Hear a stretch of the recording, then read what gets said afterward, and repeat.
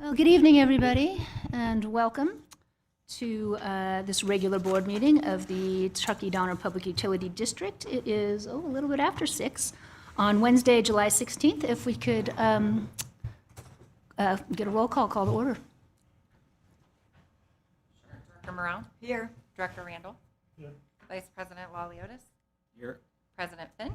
Here. And the record will reflect that Director Bender is absent. Thank you. The Pledge of Allegiance. As you are willing and able, please rise to join us. Director Morrell, would you like to lead us this evening? I will. Ready, begin. I pledge Allegiance to the flag of the United States of America and to the republic for which it stands, one nation, under God, indivisible, with liberty and justice for all. Thank you all. And before we start the meeting, I have to acknowledge that we lost one of our own tragically this past week, and I would like us all to observe a moment of silence out of respect and remembrance for Chuck Gazzo.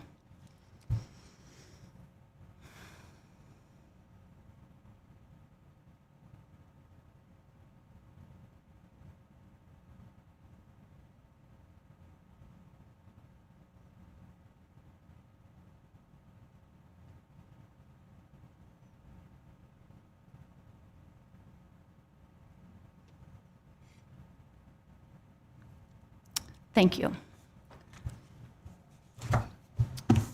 And that brings us to our public comment for this evening. If anybody has a public comment for the board, this is time for the public to address us on matters that are not on the agenda tonight.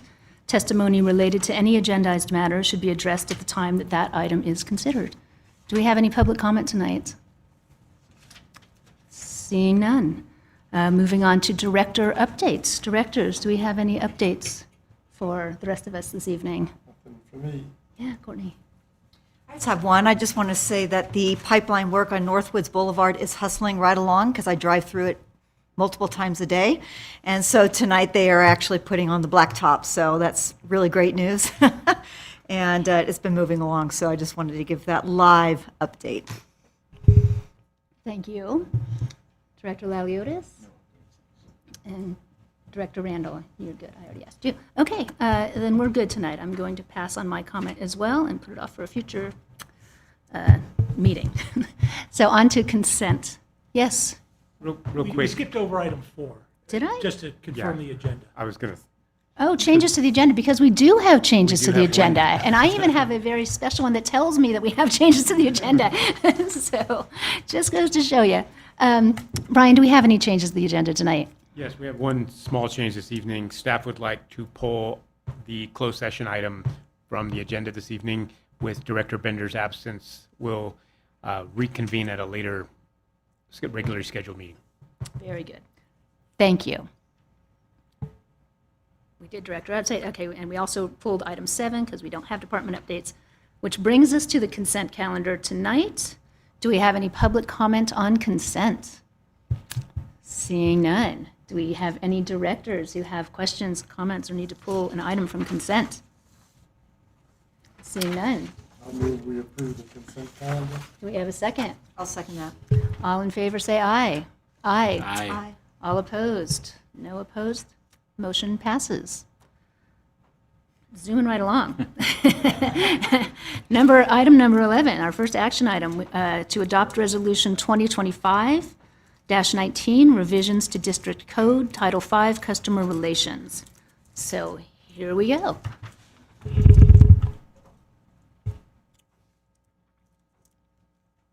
President Finn, Vice President Liliotis, members of the board, good evening.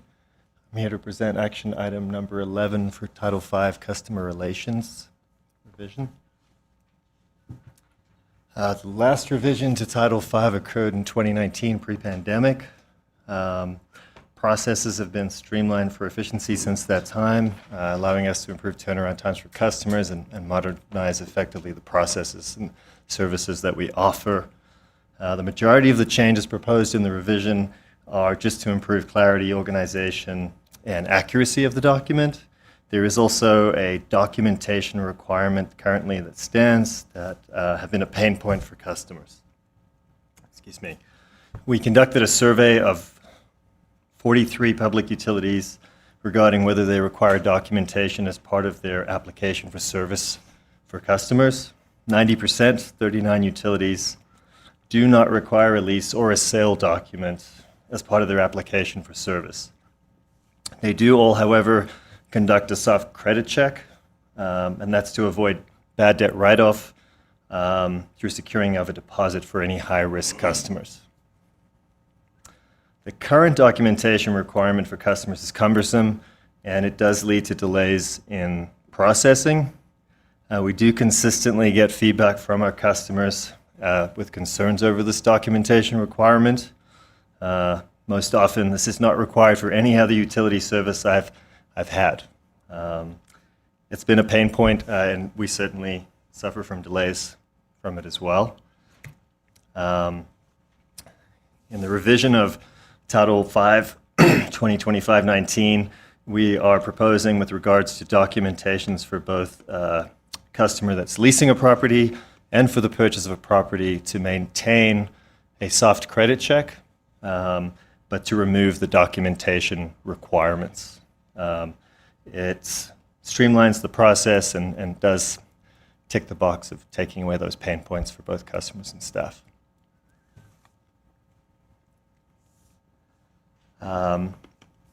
Summary of the key changes, it's just simply changes to terms, bringing them in line with customer-facing correspondence. Some nomenclature like a disconnect fee versus a reconnect fee. Very simple changes and corrections to text formatting and placement.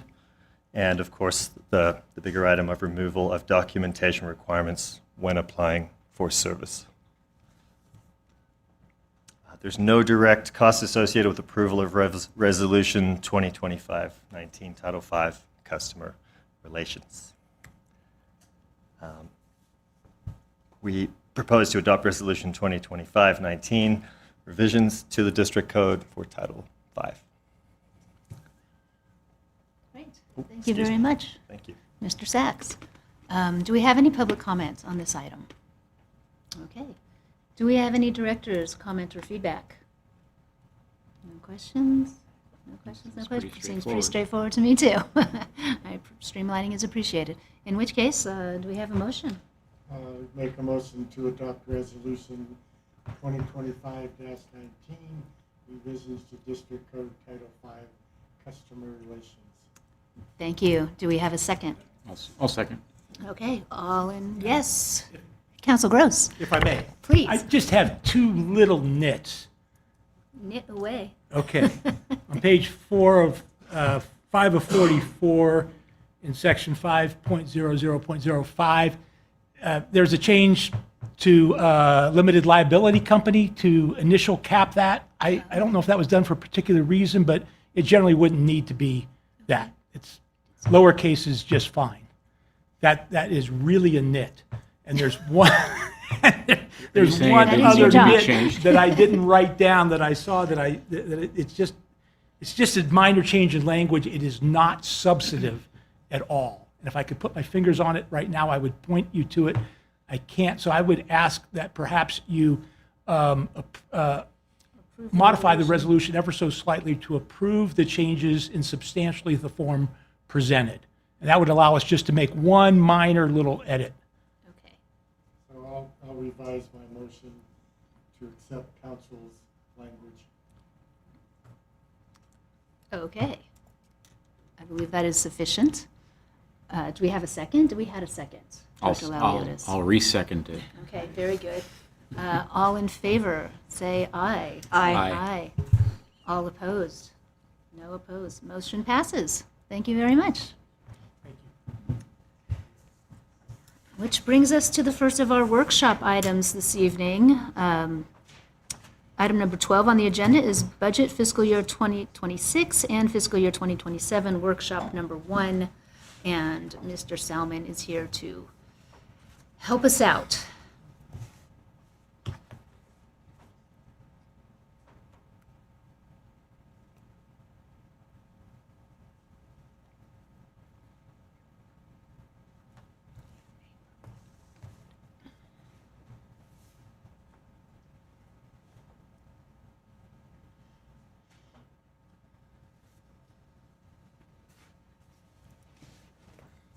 Thank you, President Finn. Good evening, and members of the board, good evening. This is item 12, budget workshop, kicking off the fiscal year 26-27, which also corresponds with the calendar year 2026 and 2027, workshop number 1. So we're going to hit the tips of the ways. This is to get things flowing. There's not a lot of detail of department specifics or anything like that in this particular presentation, but it does cover things at more at 30,000 foot level, things to be thinking about. And then at the end, we're kind of seeking, or during the presentation, we're seeking kind of board feedback on perspectives and reference points and guidance. If we need to go a certain direction, this would be a good time to do it. Of course, we can get that direction at any time between now and planned approval on November 4th. I'll cover that in a minute. Thank you for your attention. I do have quite a few slides this evening, and so I will try and move quite quickly, fairly quickly. Tell me to slow down if I'm going too fast, or I can back up to another item. I can also speed up if you'd like.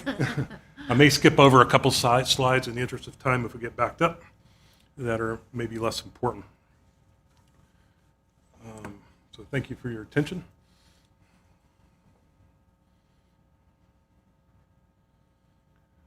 So this evening, I'm going to cover what was in the staff report as far as attachments go, just briefly. We'll talk about the timeline. I'll brief on the 2024 ACFR and metrics information, and then we'll dive into the meat of the matter, the budget that's upcoming, the budget cycle that's starting now for 26-27, with including goals and objectives, the economy status, and key assumptions and drivers.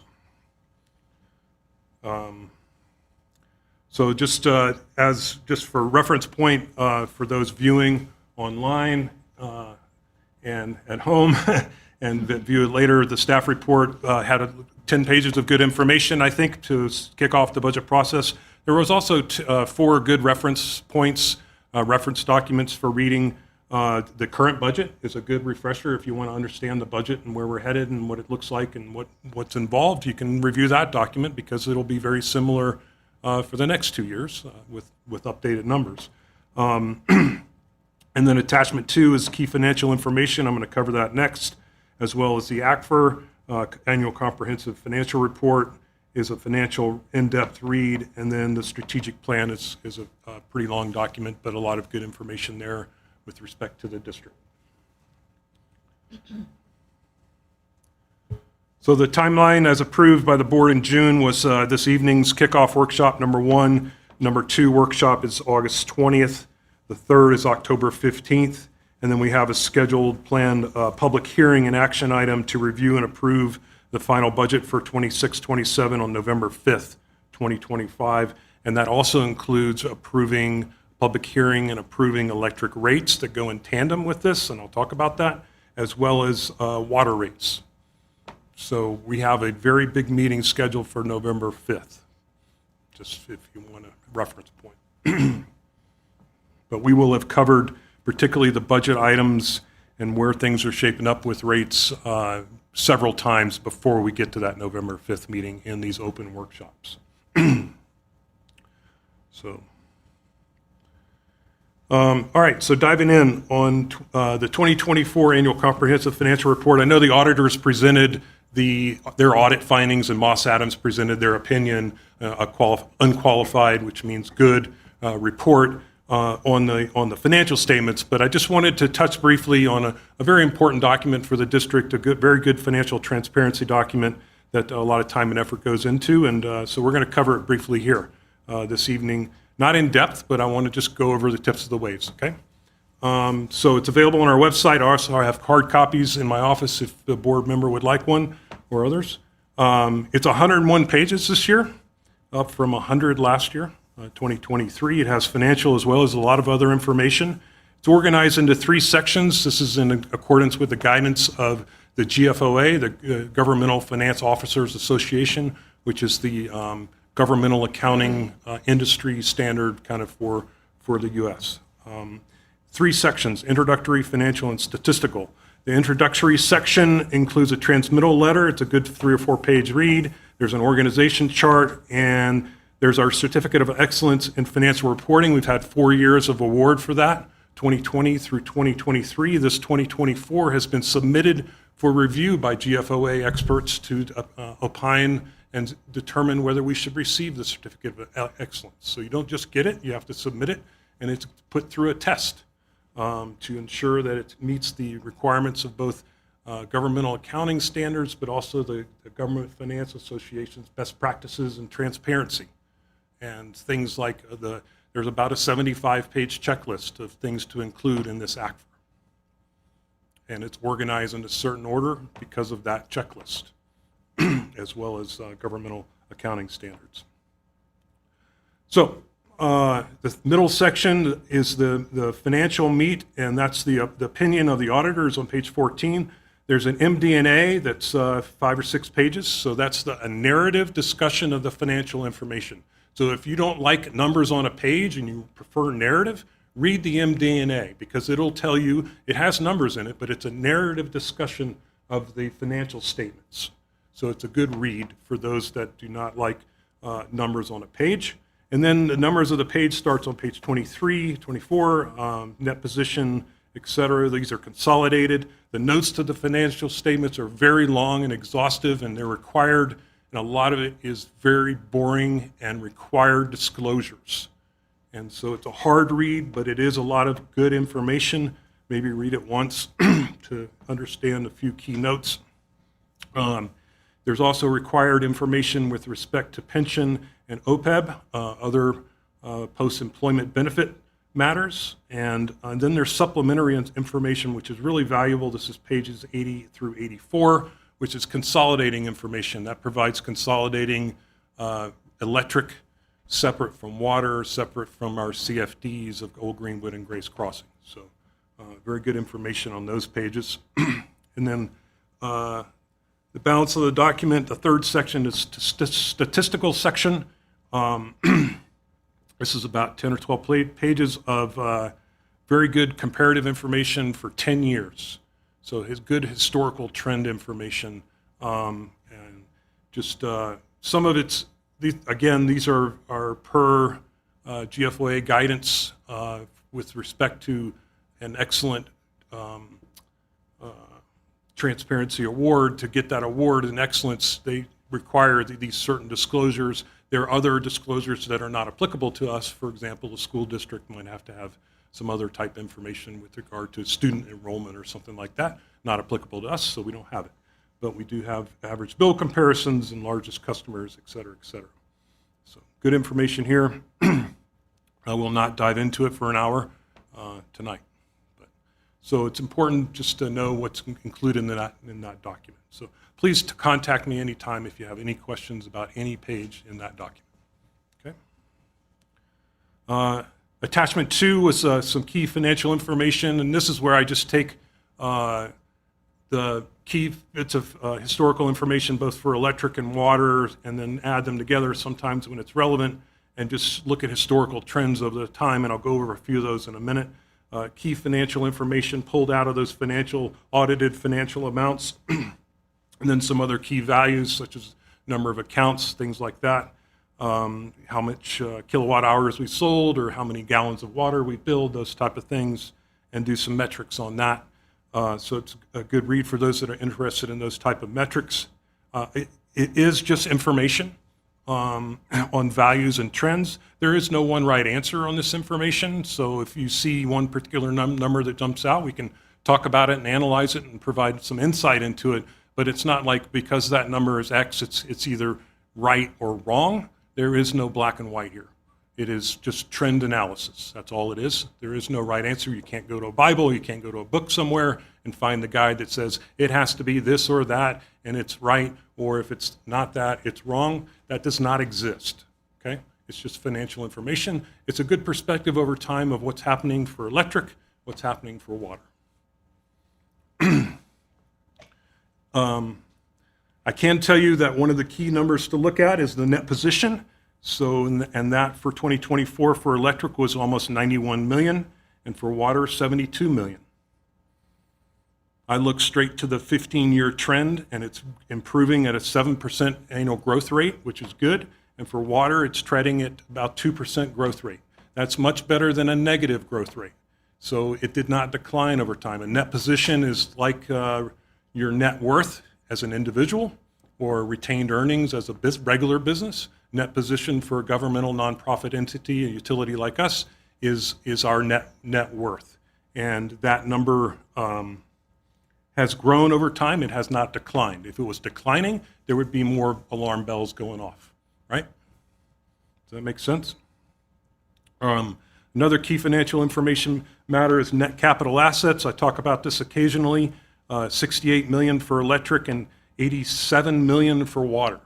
Combined 155 million. This is after depreciation. So this is net investment. Okay? And the trend for water is relatively flat in the long term at a 15-year growth rate of 0.6%. And for electric, it's growing at about 4%.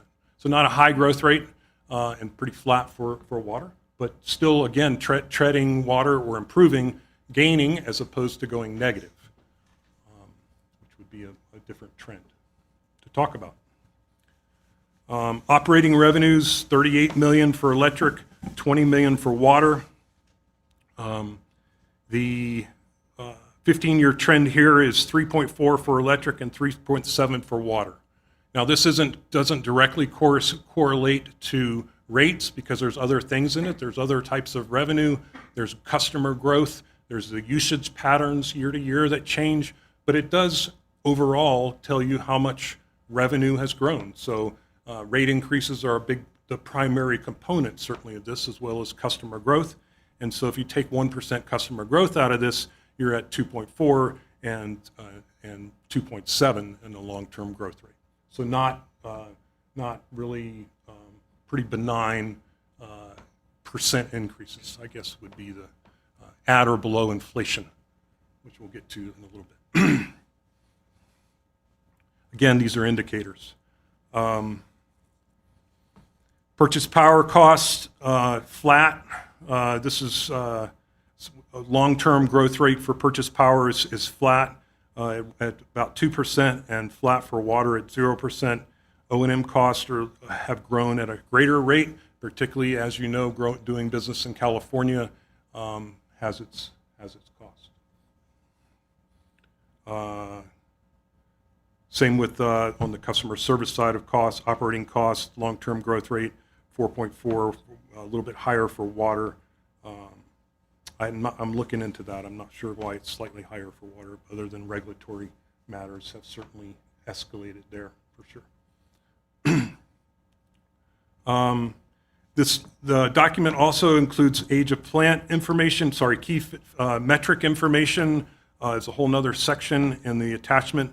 This is an age of plant calculation. This is not a detailed engineering analysis, which actually is coincidentally on the agenda next is a CIP report workshop on water's capital improvement plan. And that's a much more in-depth expert analysis of all of our major components of our system. This is a top-side financial metric, for example, that S&P uses. That's where I got this information. Our rating agency, they look at all utilities across the world. They can't do that with engineerings and do millions of dollars studies all the time, but they can take this financial information and get a snapshot of what the age of the plant looks like at a top-side level from a financial perspective. Accumulated depreciation divided by depreciation expense tells us the age of plant is at 12.3 for electric and 14.2 for water. Growth rates are growing, but not exponential. Another metric to measure is net capital assets divided by depreciation expense, and this is the remaining useful life is a little bit higher for our electric than water. So we know our water system's aging and needs to be addressed as quickly as we can get to it and afford to get to it.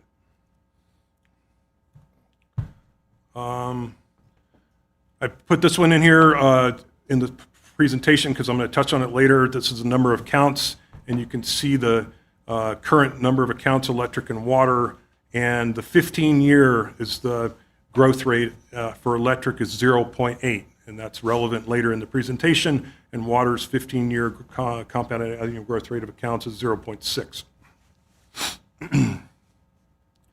This is another measure of that operating revenue.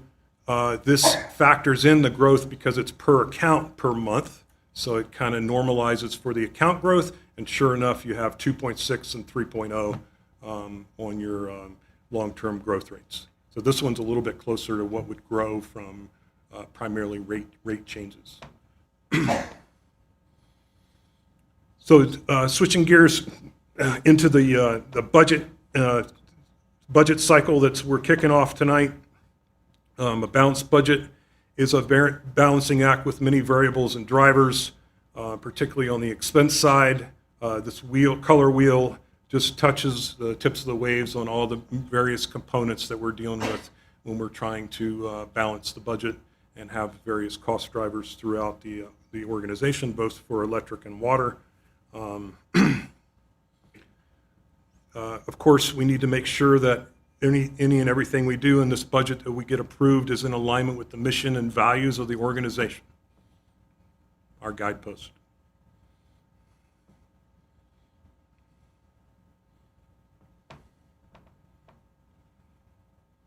We also want to make sure the budget is in alignment with the strategic plan and goals of the district.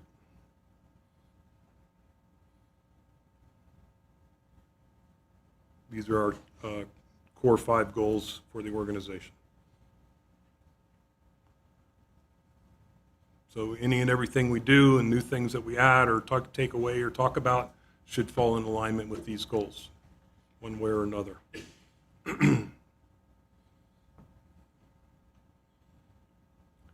We also need to make sure we're supporting the strategic initiatives in the strategic plan: community broadband, service reliability and safety, net carbon reduction, and local watershed stewardship.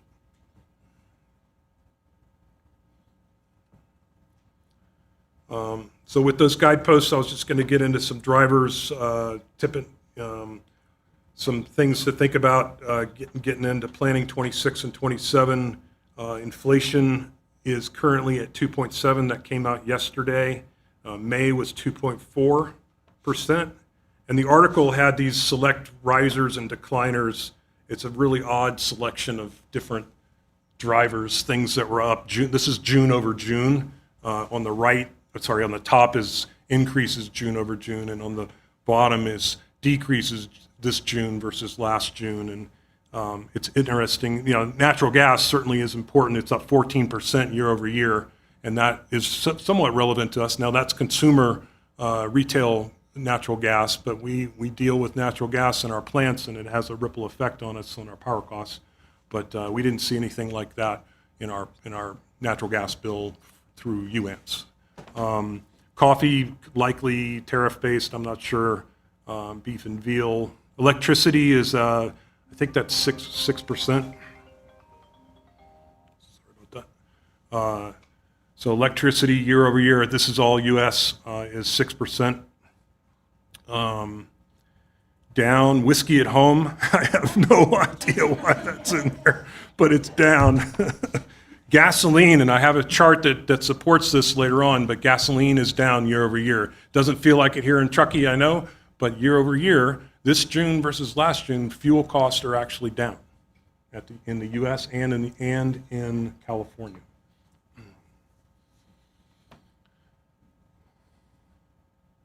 Looking at a longer-term view, this is 60 years of inflation, year-over-year inflation.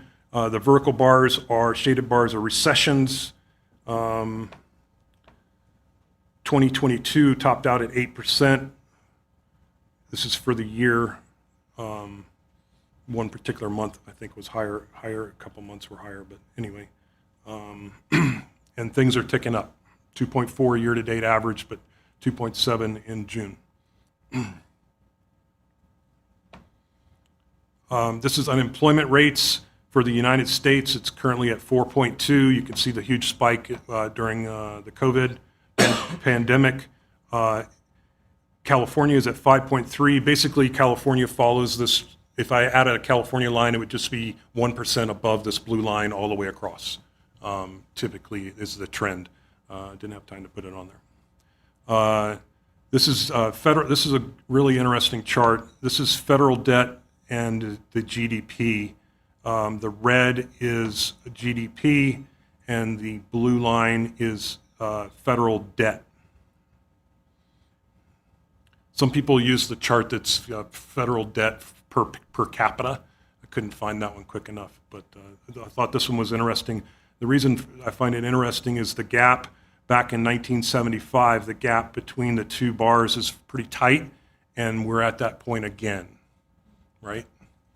In the middle part of this graph, over the 55 years, there's a pretty large gap between public debt and GDP, but come about pandemic time, the debt went way up and the GDP dropped. The GDP did come back, but the debt stayed up. So we'll see what the big bill does next. This is a measure of, Fred does so Fred is the, Federal Reserve economic data out of St. Louis. They're basically a depository of all the BLS and other federal information on the economy. Good source of information. One of their metrics they track is financial uncertainty. This is a 12-month ahead. They also have a 6-month ahead and a 1-month ahead financial uncertainty measures, and it's kind of off the chart right now. That's why that red arrow is there. I hasn't seen it measure that high in 30 years. Looking ahead 12 months. So according to the economic experts in St. Louis, federal financial uncertainty is very high right now looking in the out years. But what we do know is that they're going to need water and they're going to need electricity reliably and affordably.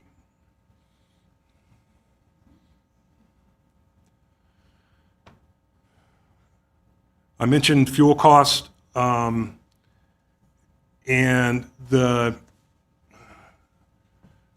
this is the last 12 months average this year versus last 12 months average through June last year, and it's down a fair amount.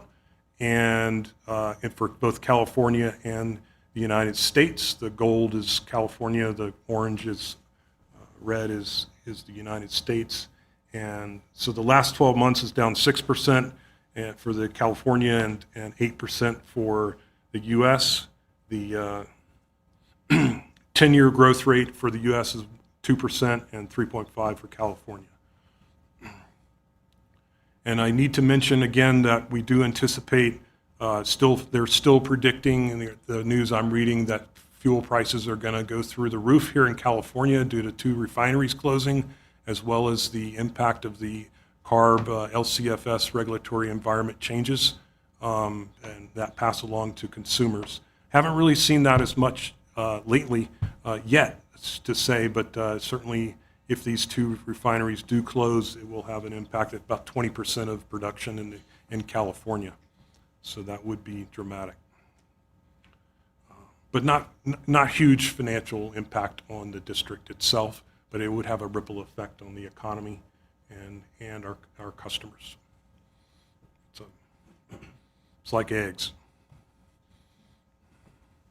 I had this chart or this quote in here from Ernst & Young, Jeffrey Miller. He's a utility expert, and so I left it in here from last time. It's still very salient, very, very relevant.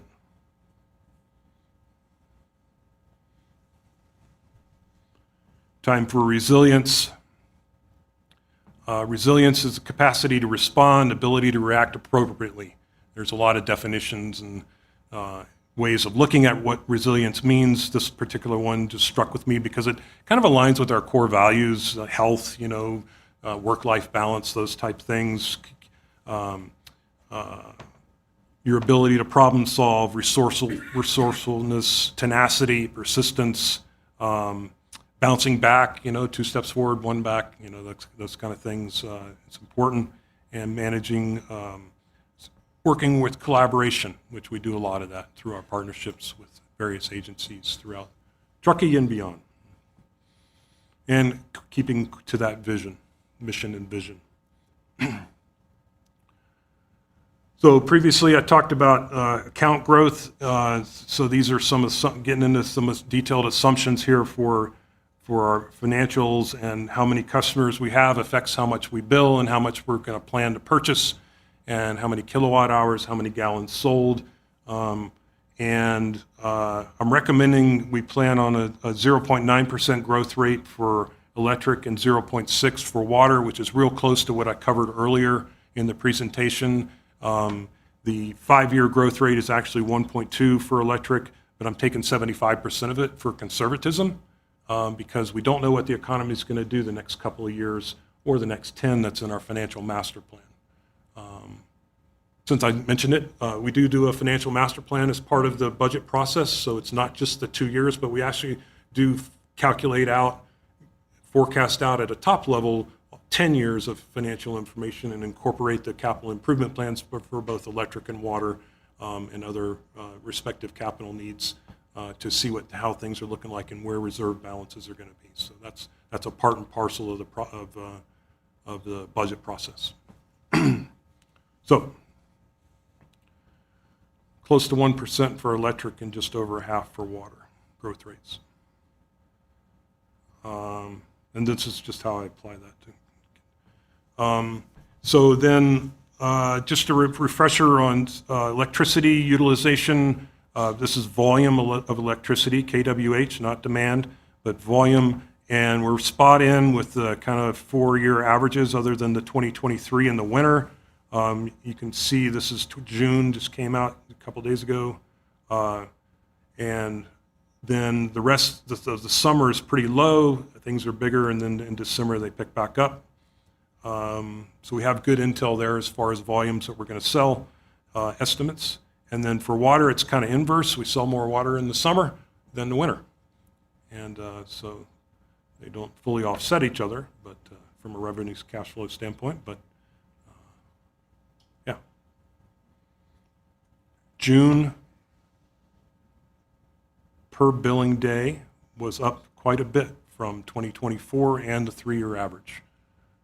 For water, it was dry and hot, would be my short reason for that. I don't remember any good rain. Maybe one day.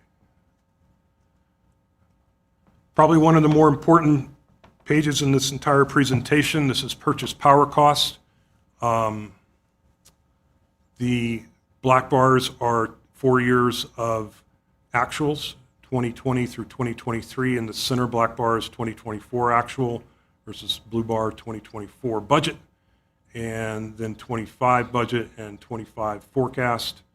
And I looked at a 5-year average plus 4.5%, and I got 15.3 million, but I don't like that. It's still too high, I think, but because it's picking up the 2022 spike that was significant.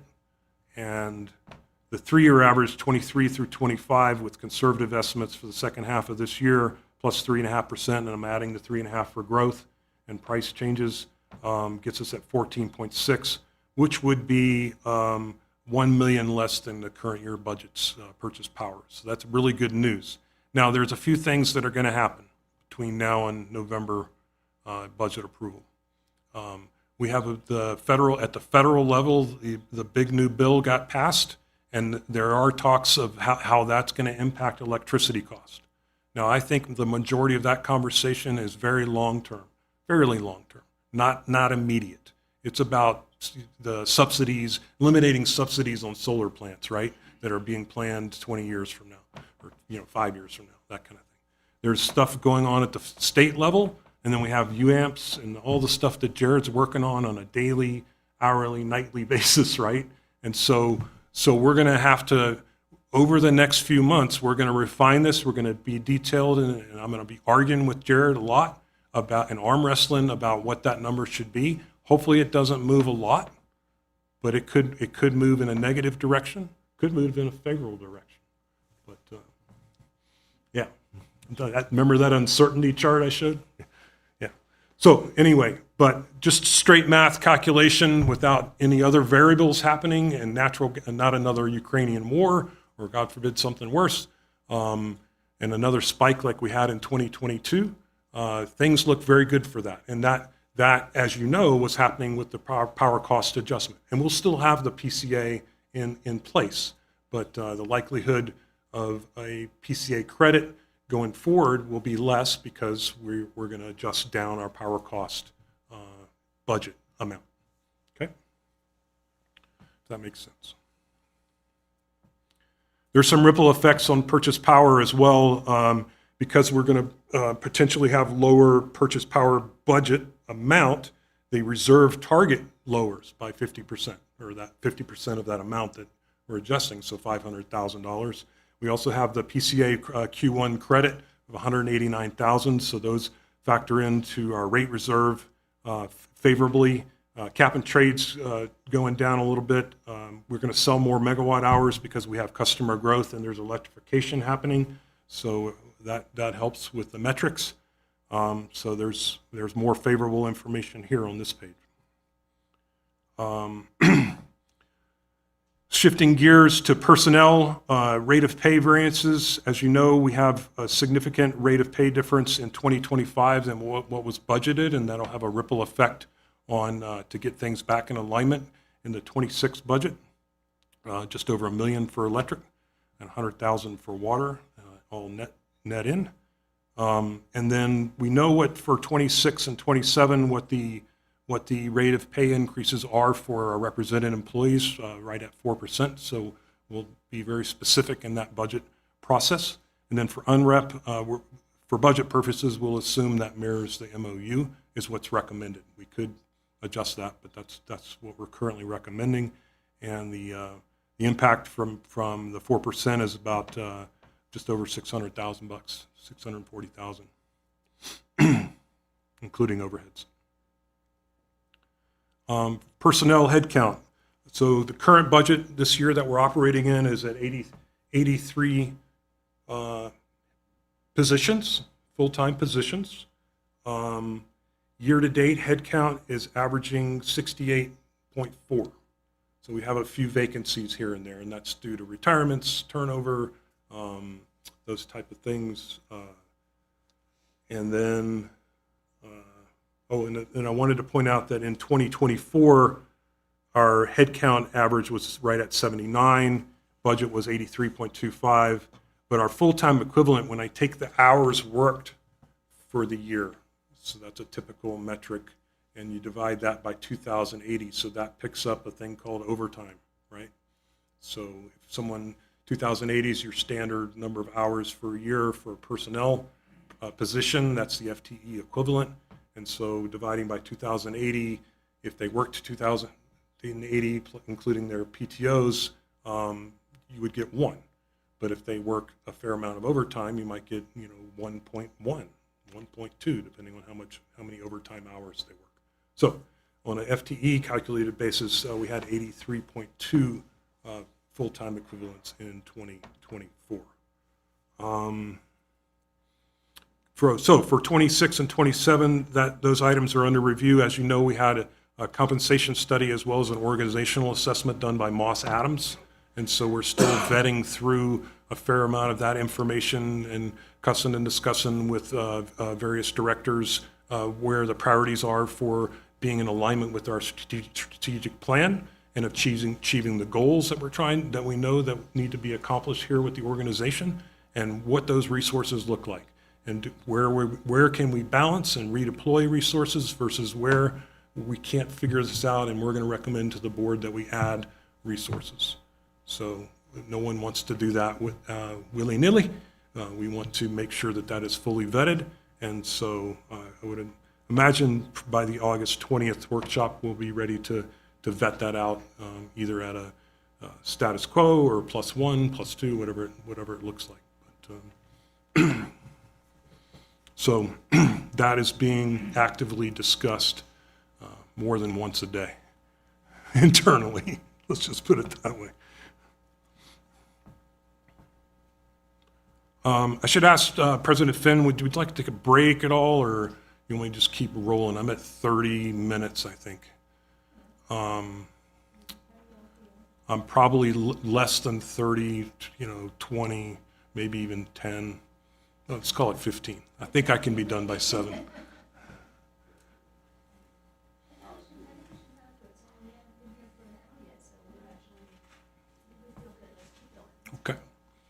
pause me if we need to pause. All right.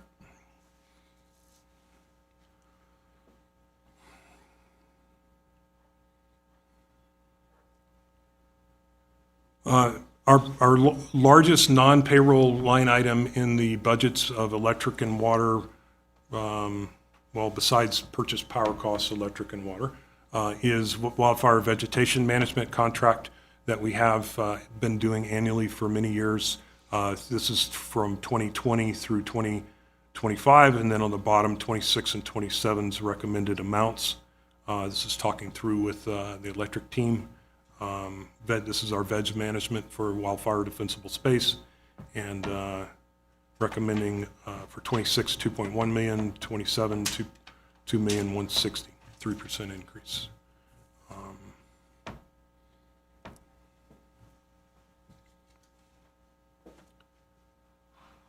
All other vendor expenses, service providers, if you will, and materials for operating expenses, inflation, looking at pulling out the anomalies and things like that. We're looking at just over 200,000 in cost increases with a nominal amount of inflation. This does not factor a massive tariff impact. This is pretty normal inflation of 2 to 3% type expectation right here. So if we start seeing inflation, I will not use the word, it starts with a T, transit, that the Feds use for quite a while, but if we start seeing inflation ramping up, we might have to address that. And just a reminder, when we look at expenses by department and by line item, we're reviewing, not only the 3-year trend, but what is the cost trend looking like? What does the volume trend look like?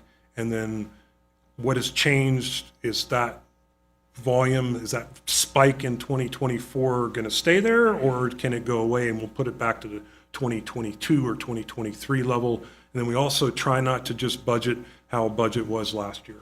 That's the most common thing, particularly in a nonprofit governmental style agency. It's very common to just take last year's budget and roll it 1%, 2%, 3% and call it good. Well, we try not to do that. We try and look at what the actual spends are looking like and where things are pressing and where things have relief, and let's realign the resources appropriately without too much pain. So not trying to cut anybody's budget, but we're trying to do it in a responsible fashion, I guess would be the right way to say that. We do have a new item anticipated for fiscal year 26 and 27. We have a 100-year anniversary coming up in 27, fiscal year 27. So we'd like to recommend that we have some funds available, incremental funds available to cover branding and the World of Ponce celebration and promotion, et cetera, to really do it right, in the community and throughout the industry and wherever else internally with our employees. It's kind of a big deal. I would certainly agree with that. And so that's something that we're recommending and needs further discussion, I think. But yeah, and how we split that between the 2 years is something to talk about.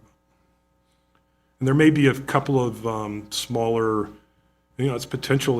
I haven't heard it yet, but there could potentially be a capital-related expenditure on this item. It's capital thresholds low, but it's possible.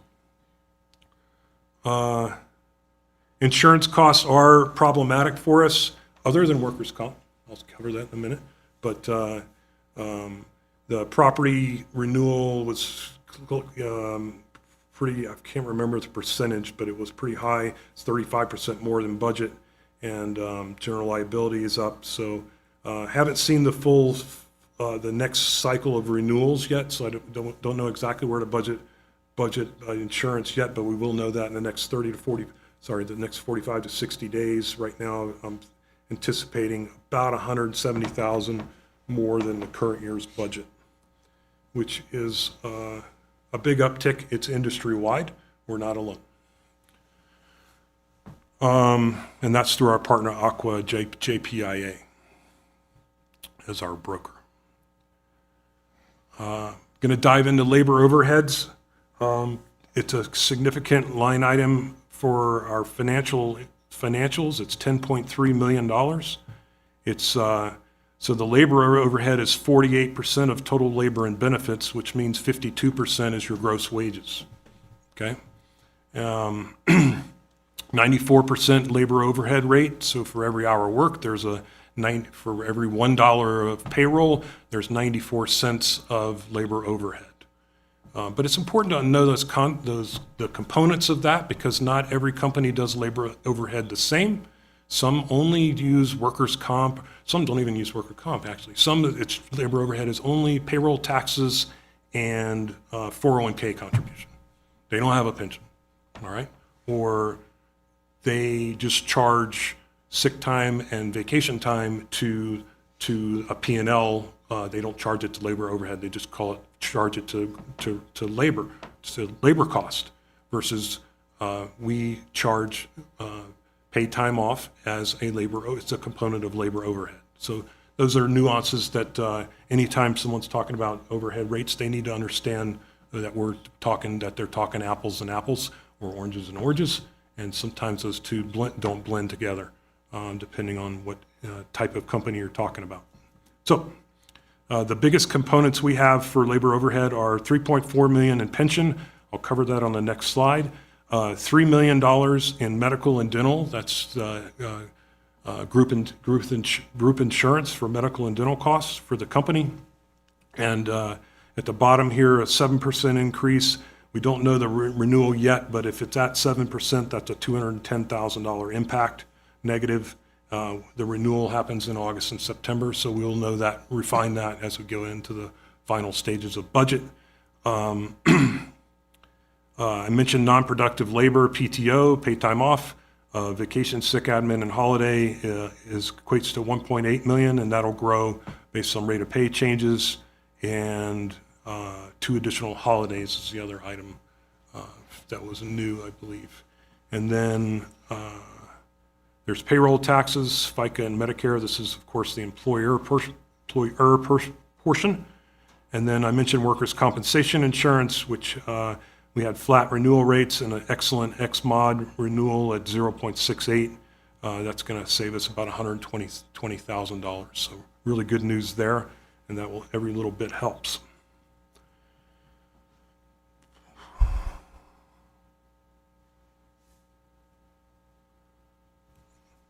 Pension costs, $3.4 million.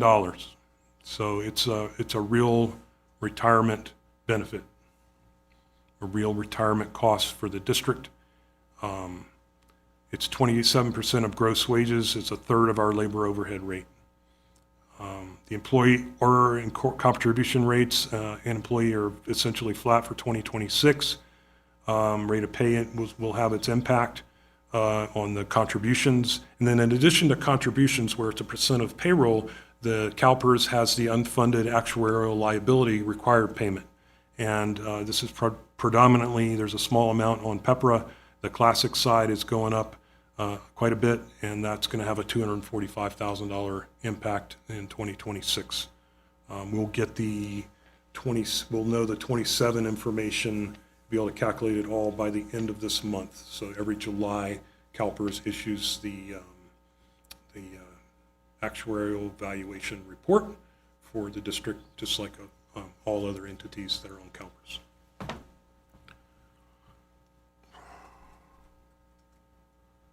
Transportation overhead, this is our fleet costs for operating, depreciation, insurance, and fuel cost. 3% inflation is $50,000, and the fuel cost is going to be another $55,000 if it goes up 30%. Net impact is about a 9% increase on every labor hour. So from $17.67 per labor hour to $19.30. That's what we're currently estimating. All of our operating cost increases net have an effect on operating reserves, because we have a policy to have 50% of operating expenses as a reserve, okay? And so to the extent our operating costs grow, so does your reserve need to grow. And so that has about $1 million impact on electric and $500,000 on water, current estimates. And that was all just O&M. Then we have a thing called capital. I'll take a pause here for to read that. What's it called? Copilot? It's AI, isn't it? This is my AI of the day. So it's fundamentally important for everyone in the community, all our ratepayers, all our accounts, everyone in this room, everyone on the board to understand that utilities are a capital-intensive business, okay? And if your system is aging every day, just like we all are, and we need to reinvest in it and keep it healthy. This is from McKinsey, which is, I thought was pretty good, top level.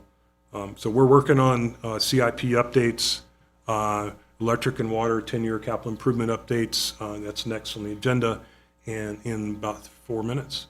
And then, didn't even get a head raise over there. I'm trying. Vehicle replacements and fleet and where that's going to play out is important to schedule out. It's still a little bit, or if not a lot, confusing with CARB and EVs and zero ZEVs and yada yada, and availability or lack thereof. And then IT has a fair amount of capital expenditure as well that we need to plan out appropriately, not forget, and have it properly funded. Just touching real quick on debt service, it's flat currently for the net foreseeable future. The next 10 years, it's about $430,000 on electric, which is very nominal and not highly leveraged at all. Plenty of bandwidth on the electric side, and then a fair amount of bandwidth, even at $2 million in water. There's still room for additional debt service as well for water. We'll cover that more in depth next month. I did put in the staff report, there is the concept of a new facility, and I just wanted to get a placeholder in the sand of anticipation, at least something on paper to keep us thinking about it, because it is an active subject being discussed, and that is a new headquarters, selling this facility, leasing this, selling land, moving somewhere. And this is just one slice of the way of looking at it. That's all this is. This is far from any real numbers hard numbers of knowing what anything would sell for or what anything's going to cost. But I had to put something on paper to get it on the paper to talk about. So here we go. What it would mean that if in 2 years we issued close to $40 million in debt over a 30-year term, that's a $2.4 million debt service, annual debt service. And if you split that 60-40 between electric and water, that's $1.4 million for electric and right at $1 million for water. And divide that into the accounts, that's the per account at $8.578 for water, and an average bill impact of about 3.5% for electric and 4.7% for water. So that's what the metrics look like to issue some debt service to find $40 million to build a new building somewhere, net. Okay? And we don't know how this is going to shake out and when, but we're going to be talking about it a bit more here in the next few months at the next coming workshops. So there's a lot of moving parts and pieces to this, including a general plan of the town.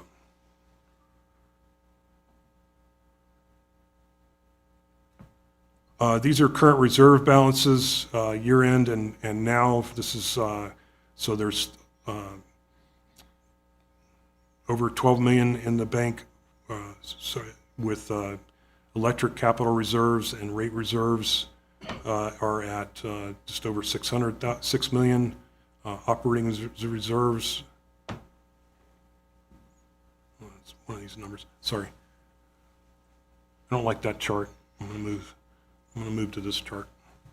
So this is the new chart that's in your treasurer's report each month. And you haven't seen this one yet because this is June. I think last month had May. And the capital reserve is the gray dots. This is capital reserve for the last few years, and current balance is 13.2 million. The blue dot is operating reserve at 11 million, and that'll come down over the summer. We do a lot of capital expenditure work, right? And a lot of that's rate funded. So that operating reserve's built up right now. It's going to suck down as we go through the summer months. That's the target and goal balance. We have 7.2 million in a thing called COP project funds. So that's a debt service in 2022 we haven't spent. You add that with the capital projects, we have capital reserve. We have over 20 million in the bank ready to be spent on capital projects. Okay? Rate reserve is at 6.8 million, slightly below the target, but the target's coming down a little, so we're not too far off. We're about 300,000 off after you effect for that. And then for water, I'll start, this big random dot here, this 12 million in 2022, that's the COP issuance for the water debt in 2022, which is now at zero, as anticipated. So we spent through those funds, which was great, got some projects done. This gray, the rectangle blue dots, we have almost 10 million in reserve current balance, but that'll spend down as we go through the summer months because of capital projects. This gray dot is capital reserve, almost 5 million. We anticipated using about 1 million for that. And when I do my first half of the year update, I'm going to tell you that I don't think we're going to need to do that. So that's really good news. And so that's so that forecast balance is actually going to come up by the time I do that report to the board in August, I think, or September.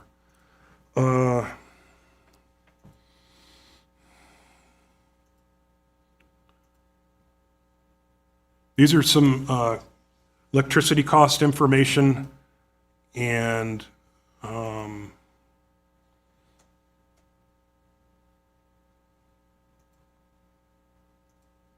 this is additional electricity costs. This is a 5-year growth. I kind of covered this in the beginning. This is a 10-year growth rate. I have two USA figures, the blue and the red, because the BLS is different than EIA.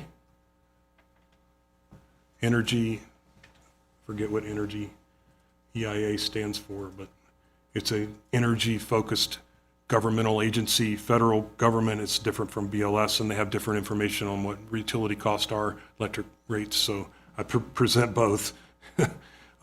California is in the green. These are 10 and 5-year growth rates of electricity costs. The blue the green is San Francisco, Oakland, Hayward, which is no longer available as of January 1st. The purple is California, which is still available from the BLS, or EIA, sorry. And then the blue is us, and this is a blended rate including any PCA for 2024, looking back 10 years and 5 years. Our growth rate is 5.7 over the last 5 years and 3.5 over 10 years. So pretty acceptable growth rates overall. This is where we benchmark for 2024. These dark bars, this is the blended. The blended is a 117. The very top is San Diego Gas and Electric and PG&E. Liberty's fourth on this list at 170, and they're going up. They have a rate case active right now.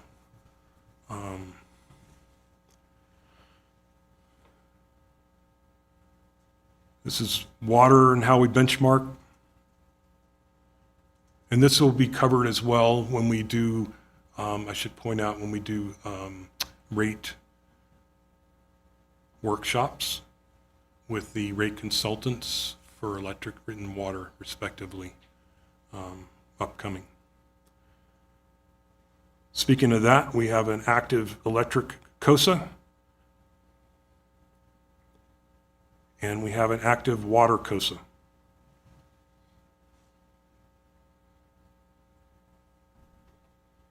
There is no direct fiscal impact with this workshop item.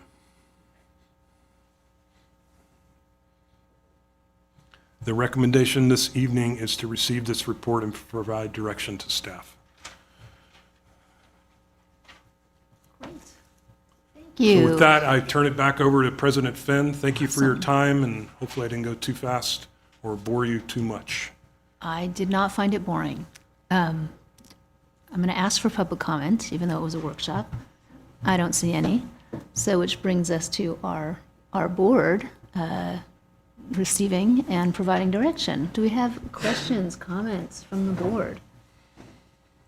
On that great overview of what we spend money on, where it goes. I have a quick question. Do we have a Standard & Poor's rate? And if so, how does that relate to other public utility districts? For if we went out in the market to borrow money? Yes, we have I believe it's A negative, A minus, A1, or whatever it is, but I don't have that handy. That's fine, you can get it to me. But we have a decent rating. It's it was just downgraded from, along with every other California public electric utility, from outlook stable to outlook negative, which means there's a potential downgrade. So we have a pretty good. It's A, I believe. Yeah. So I don't have the specific S&P rating in front of me. Fine. Yeah, that was the insurance markets that were driving that, or wildfire risk and things. There's a lot of concern by the rating agencies with respect to wildfires and the ratings of all, particularly California utilities, and inverse condemnation. which we've always had to deal with, so, well, maybe not always, but in recent history. I recently read an article on some concerns about the revenue generation potential of AB 32 and what its future looks like. So just want to make sure we're tracking that, because I know we do rely on some of that revenue for some of our programs. So just pointing out that there could be a concern with the revenue generation capacity of that program and moving forward. Thank you, Director Laliotis. Dr. Morell? I have a whole number of things, so I just not sure how you want to proceed, if we're going section by section or topic, or how, this is sort of my first one here, so I have a whole number of things I've written down, so how do we go through this? I'm looking to you. I think however you feel comfortable. Like, if you want to take it from the top, or just, this is the last thing we talked about, and you have a question specifically about that. I mean, How would you like to answer it? Yeah. Let me start there. Is there a way that you want to facilitate sort of the answers and guidance that you're looking for?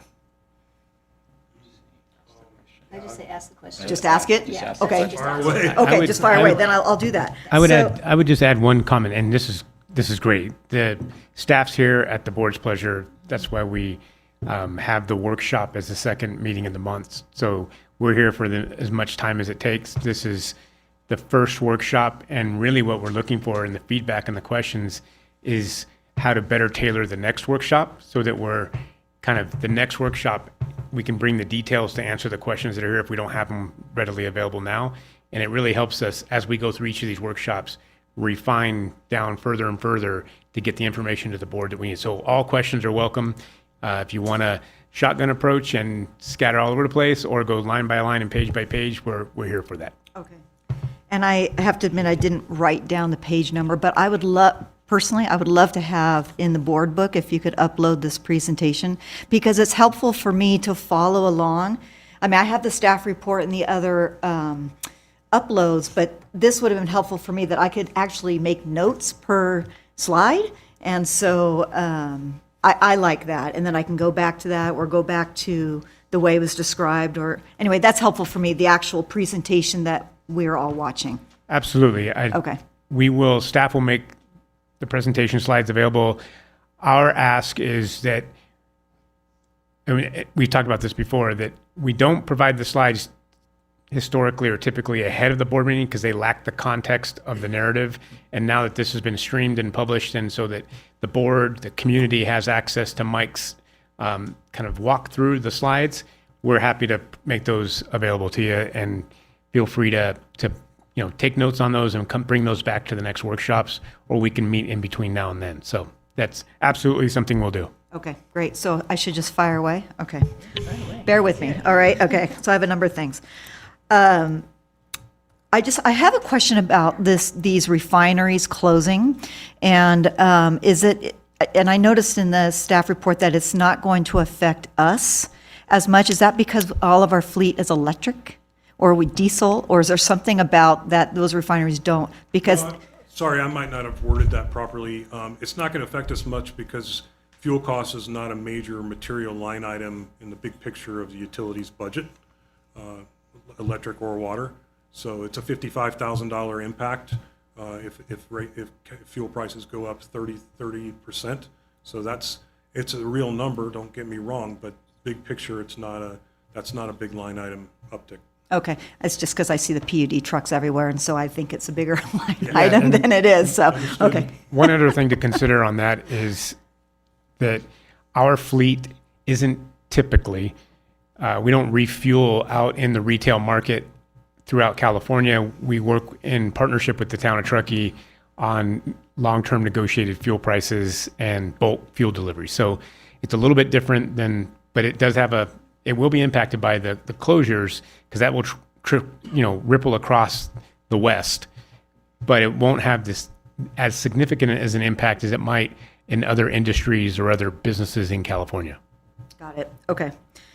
Thank you. My next one is about the strategic plan, and I think there were 5 of them there, and I know some guidance if some of them should stay, or if broadband should stay. I know through other board meetings that broadband is in certain neighborhoods of need, and my question is, there's so much talk and focus on fire mitigation and what the district is doing there, and I'm wondering if that makes sense to pull that out to show more of that focus. I know it's probably part of the safety and reliability, but I'm just wondering as a stronger focus of a strategic initiative, if it should be pulled out on its own. So that's maybe a question to my other directors. It doesn't necessarily have to be answered now, but, or unless you want to discuss it now. And you mean our fire mitigation actions, should that be moved into board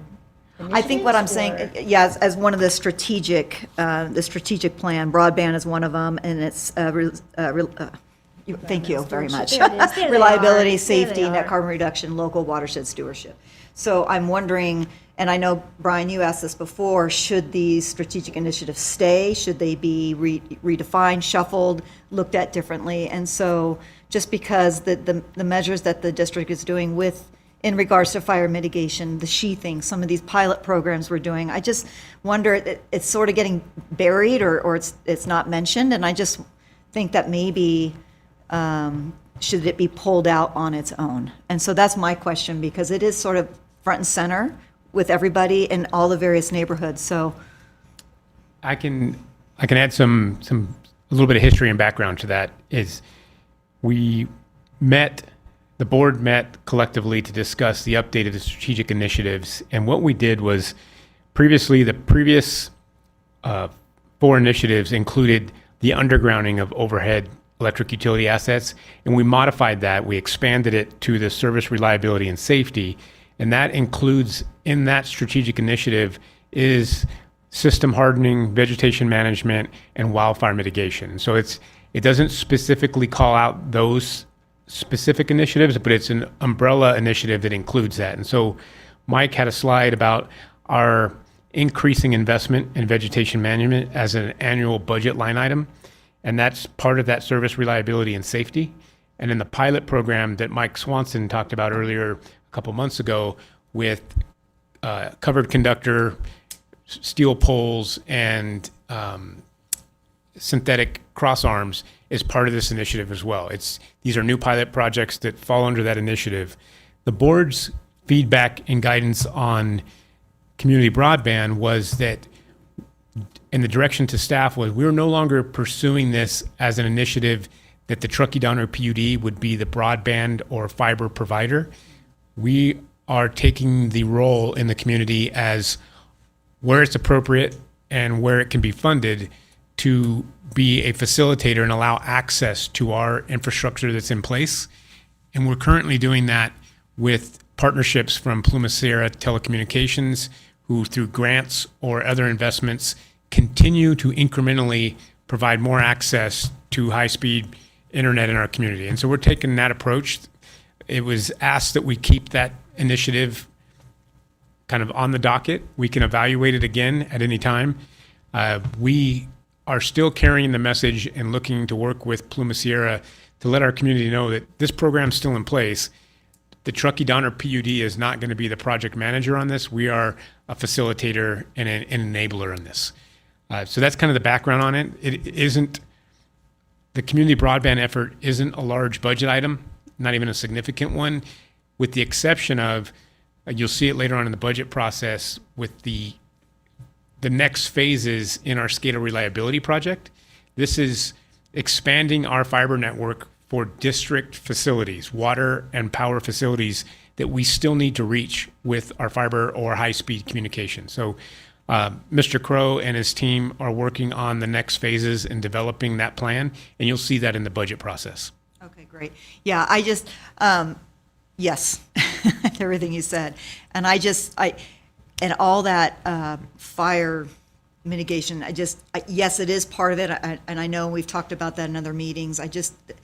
To give it, I think, the visibility it deserves. That's all. That's why I was wondering, should it be pulled out? Service reliability and safety, fire mitigation. I don't know, just something that I feel that it's important to our community. And yes, we're doing it, but also kind of put it right there as a priority. Anyway, that's just, I kind of feel that way, and we're putting a lot of effort in that direction. The other, I have a couple more things.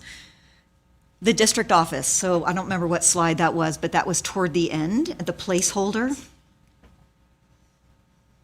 I don't know. I don't know what number it is. Way down.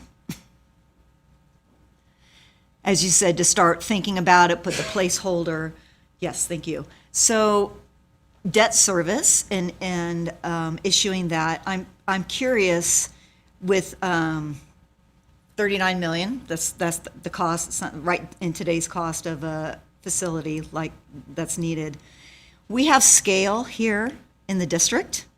14,000 customers, right? Is there a way that instead of issuing debt, which costs more for our community in the long haul, is there a way that over 3 years or something that cost can be spread out to 14,000 customers, and we're using time to save the money instead of issuing debt and paying on that? And using scale to do that. Does that make sense? I was kind of doing the math over here, and that maybe, depending on the length of time, because it takes a long time to plan a project like this, would that be $50 on a bill? I don't know, but you know where I'm getting at, instead Yeah. of issuing debt and paying on that. So I very much appreciate the question. I want to first start, kind of step back one step.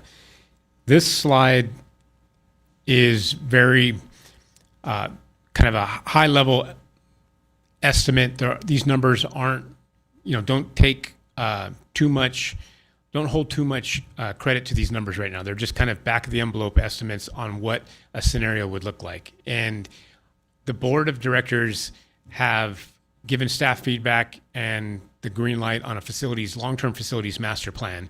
And we've had some discussions, in current discussions with TTSA and other agencies in our community about potential land acquisitions to accommodate the facilities master plan. It is kind of the assumption would be that any facilities master plan approved by the board in terms of the next steps would be a long-term phased project.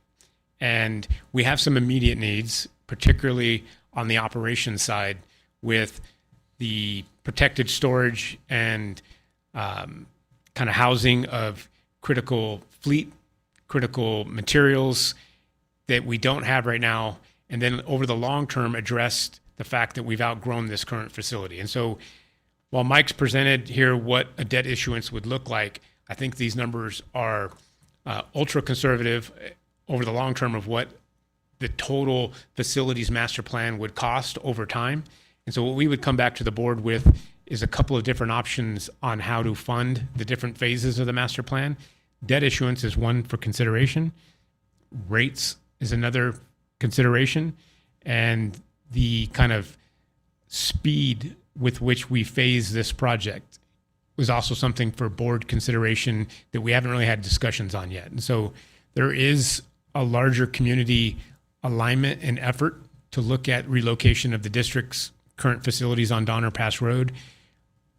Our assumptions and goals would be to start in a phased project on other key needs, but have a master plan in place that once the time is right for relocation, our development of these other needs are in alignment with that larger plan. So I think these numbers right here are just kind of placeholders for the purposes of discussion.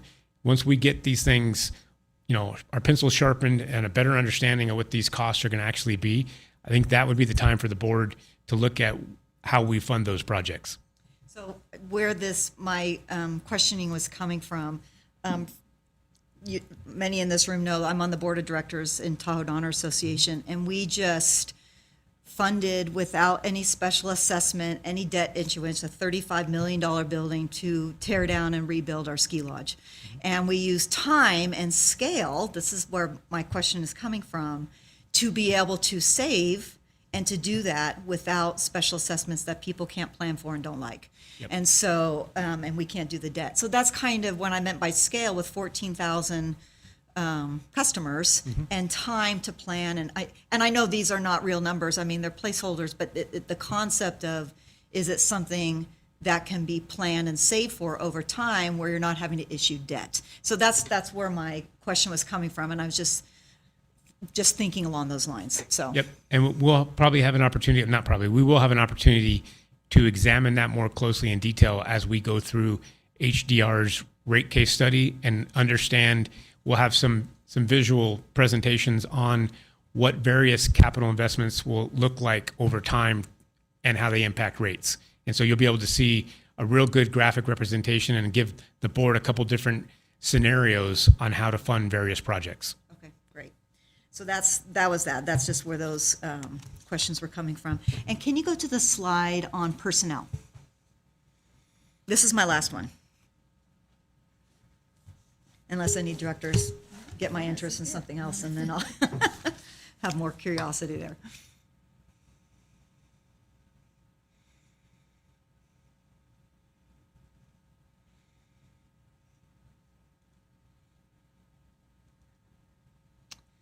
Not, maybe I don't know if this is the right one. Were there a couple of, not the head count, maybe, I don't know. Yeah, maybe that might be okay.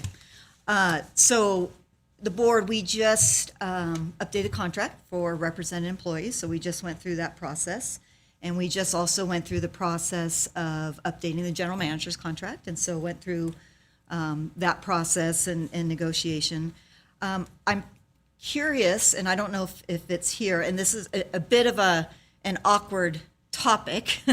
I'm going to admit that because it's a board. But can you bring up, I don't know where it would be, if it's under personnel, and talk a little bit about the history of the stipend for the board and how long that has been going. And I don't know if that's part of personnel, but since we've been going through this process of these contract upgrades, it's just striking the gap and just the difference between what we're approving and then the stipend for the board. And I had some conversations with Mike because I asked him about that. Is it true that the stipend has been the same for 20 years? Is that true? That's a long time. As far back as I could look. Steve, Council Gross might be able to answer that. Yeah, I think so. okay. Generally, There are some statutes that govern board compensation.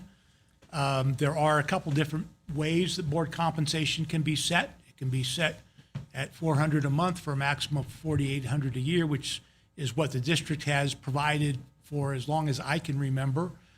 There's an option to provide, or for the board to decide to compensate $100 per meeting up to a maximum number of meetings. Those numbers, those statutory numbers have not changed in these 20 years. And they, in effect, set the maximum. There is one statute under which the board could operate to adopt a $100 per meeting amount and increase that amount by 5% a year. So over time, that $100 a meeting can grow, but only at 5% a year.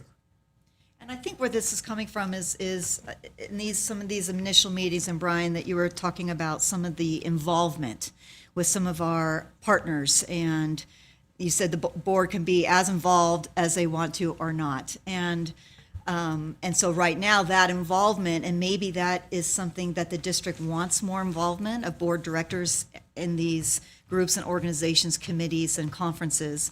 And so that expectation is voluntary time right now. That's the expectation because there's nothing otherwise, right, set up. And so it's just making me think, and not just the PUD, I see this at the town and or in Tom O'Donnell, and so for a lot of time and expertise, and I feel that there's a lot of expertise up here on the board, whether it be in the community or power and water, history.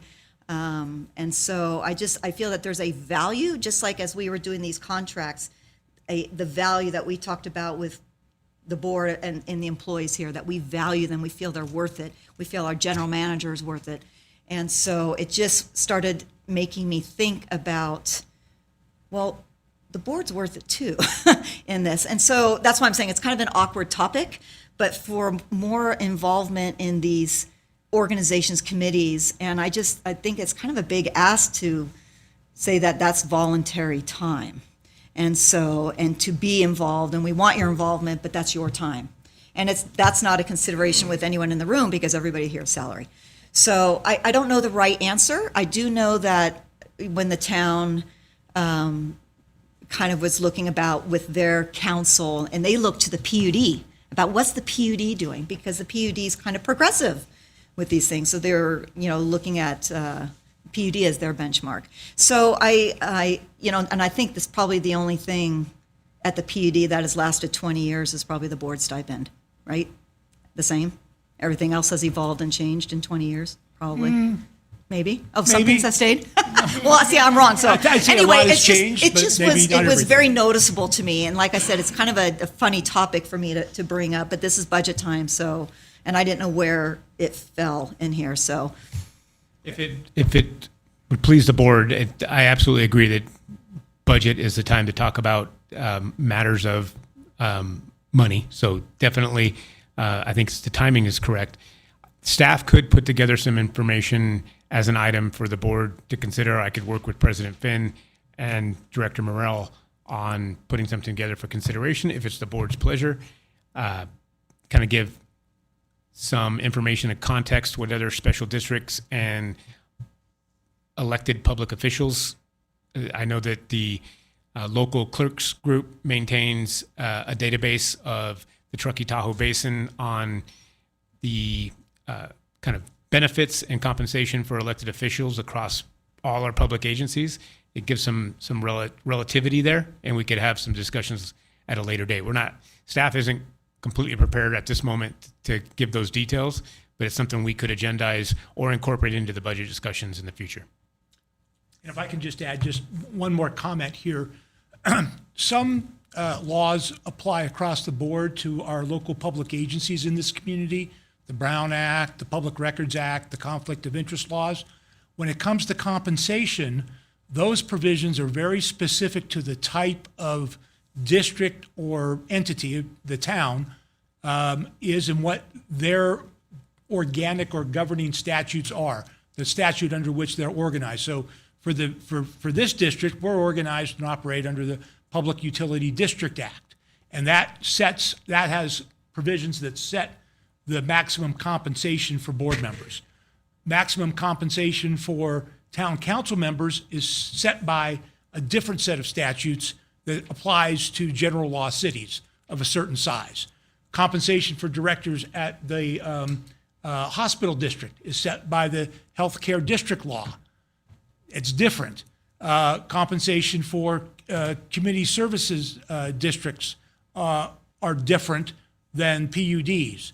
There are some districts that are considered water districts that are subject to a different set of rules, and under that law, we are considered a water district. So we could adopt those set of rules, but that sets a maximum at $100 a meeting, maximum of 10 meetings a month, and that can be increased. So my point is that when we think of ourselves and compare ourselves to different special districts and different governmental agencies in this community, director or legislative body member compensation is different for each different district depending on what kind of district it is and the laws that govern it. Great. Well, thank you for letting me bring the subject up. Like I said, it's an awkward thing because the board's voting on the budget and this would be in there. So it's kind of strange. So thank you. So Steve, to clarify, because this came up with Parks and Rec numerous times, at this point, directors are paid the maximum amount of money that they can get because it's $400 a month, whether it be a meeting for $100 a month, whatever. We're at the max, no matter how many meetings. Not necessarily. The board could adopt a compensation program where board members are compensated $100 per meeting for which they attend on official business.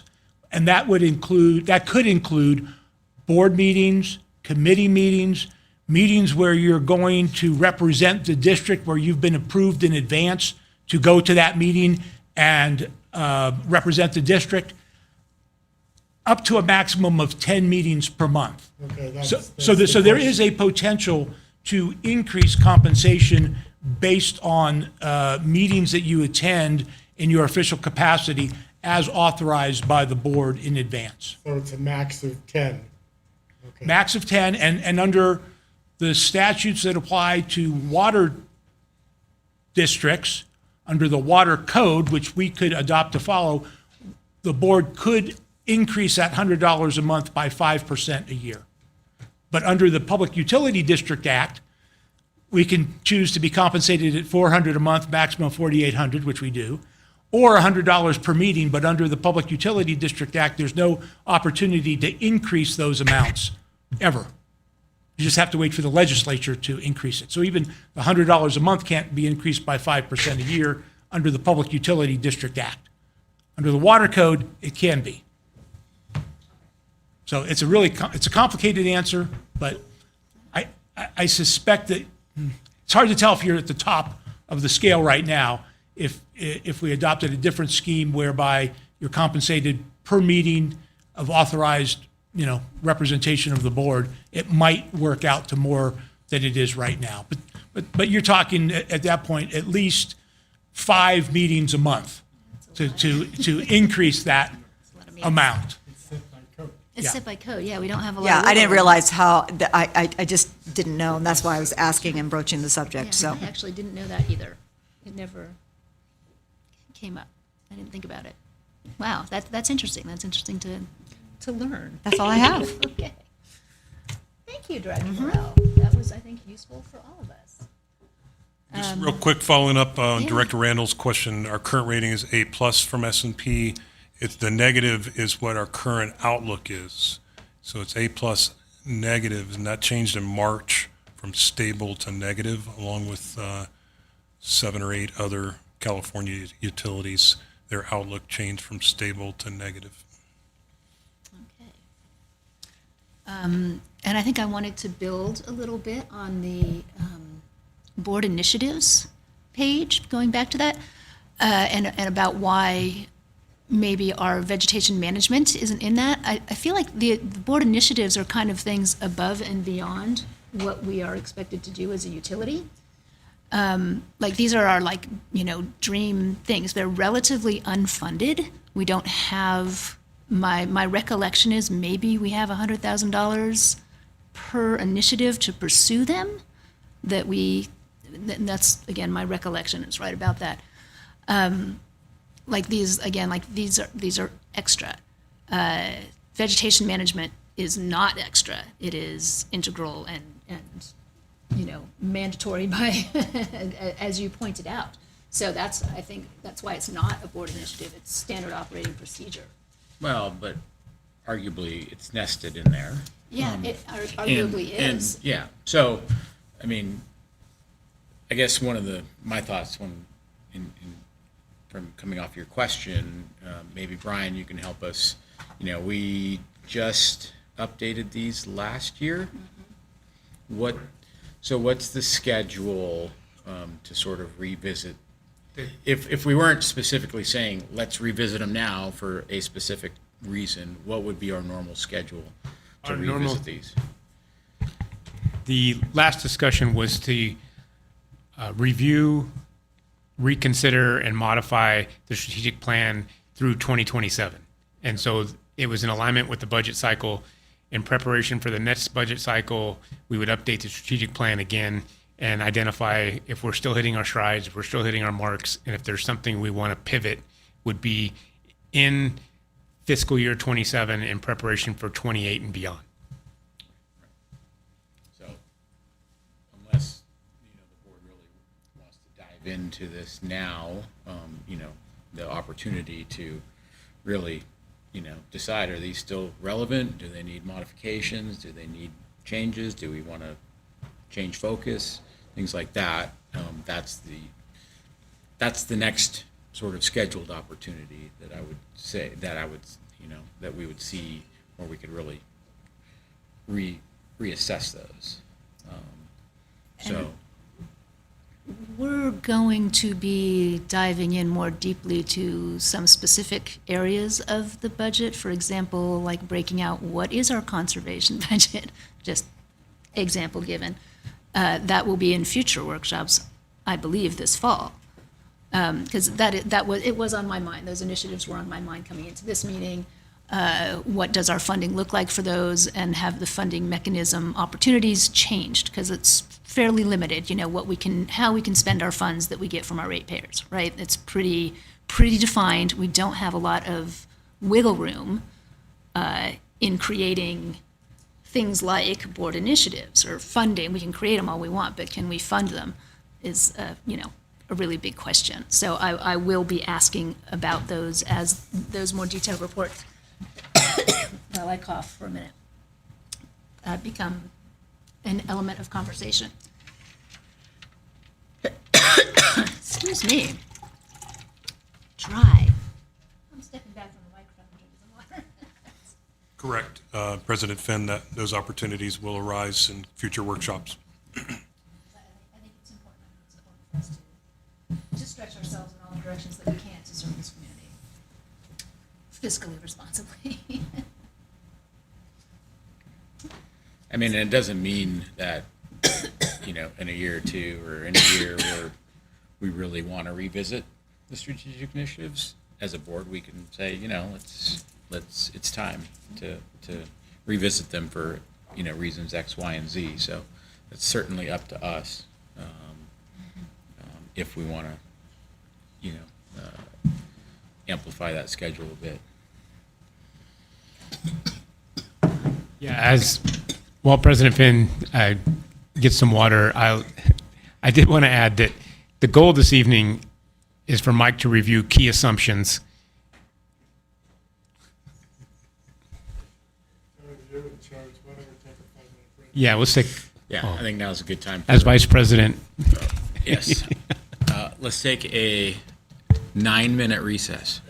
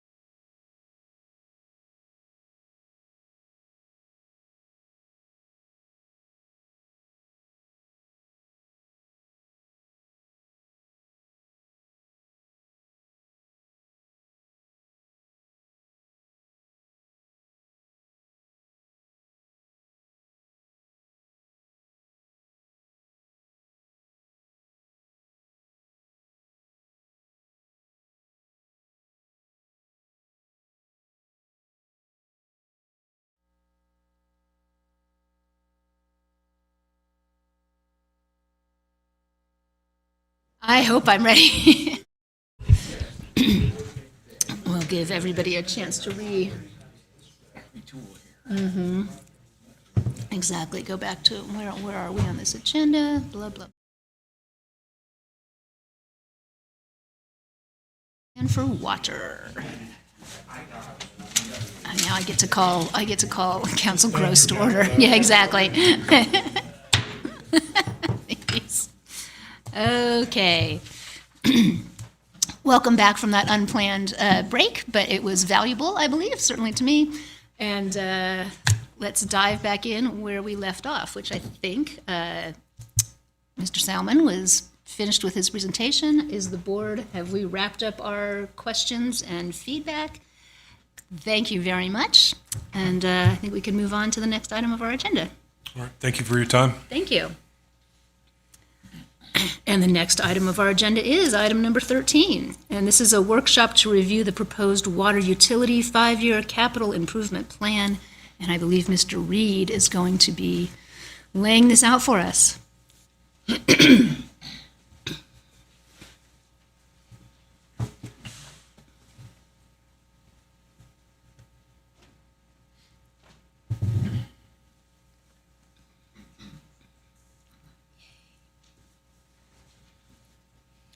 Good evening, President Finn and members of the board. I have the opportunity to present the next item, which is going to be the update of the capital improvement plan.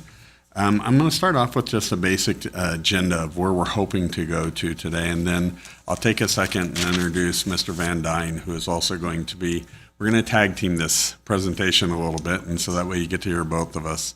But we're going to start off with what is a capital improvement plan?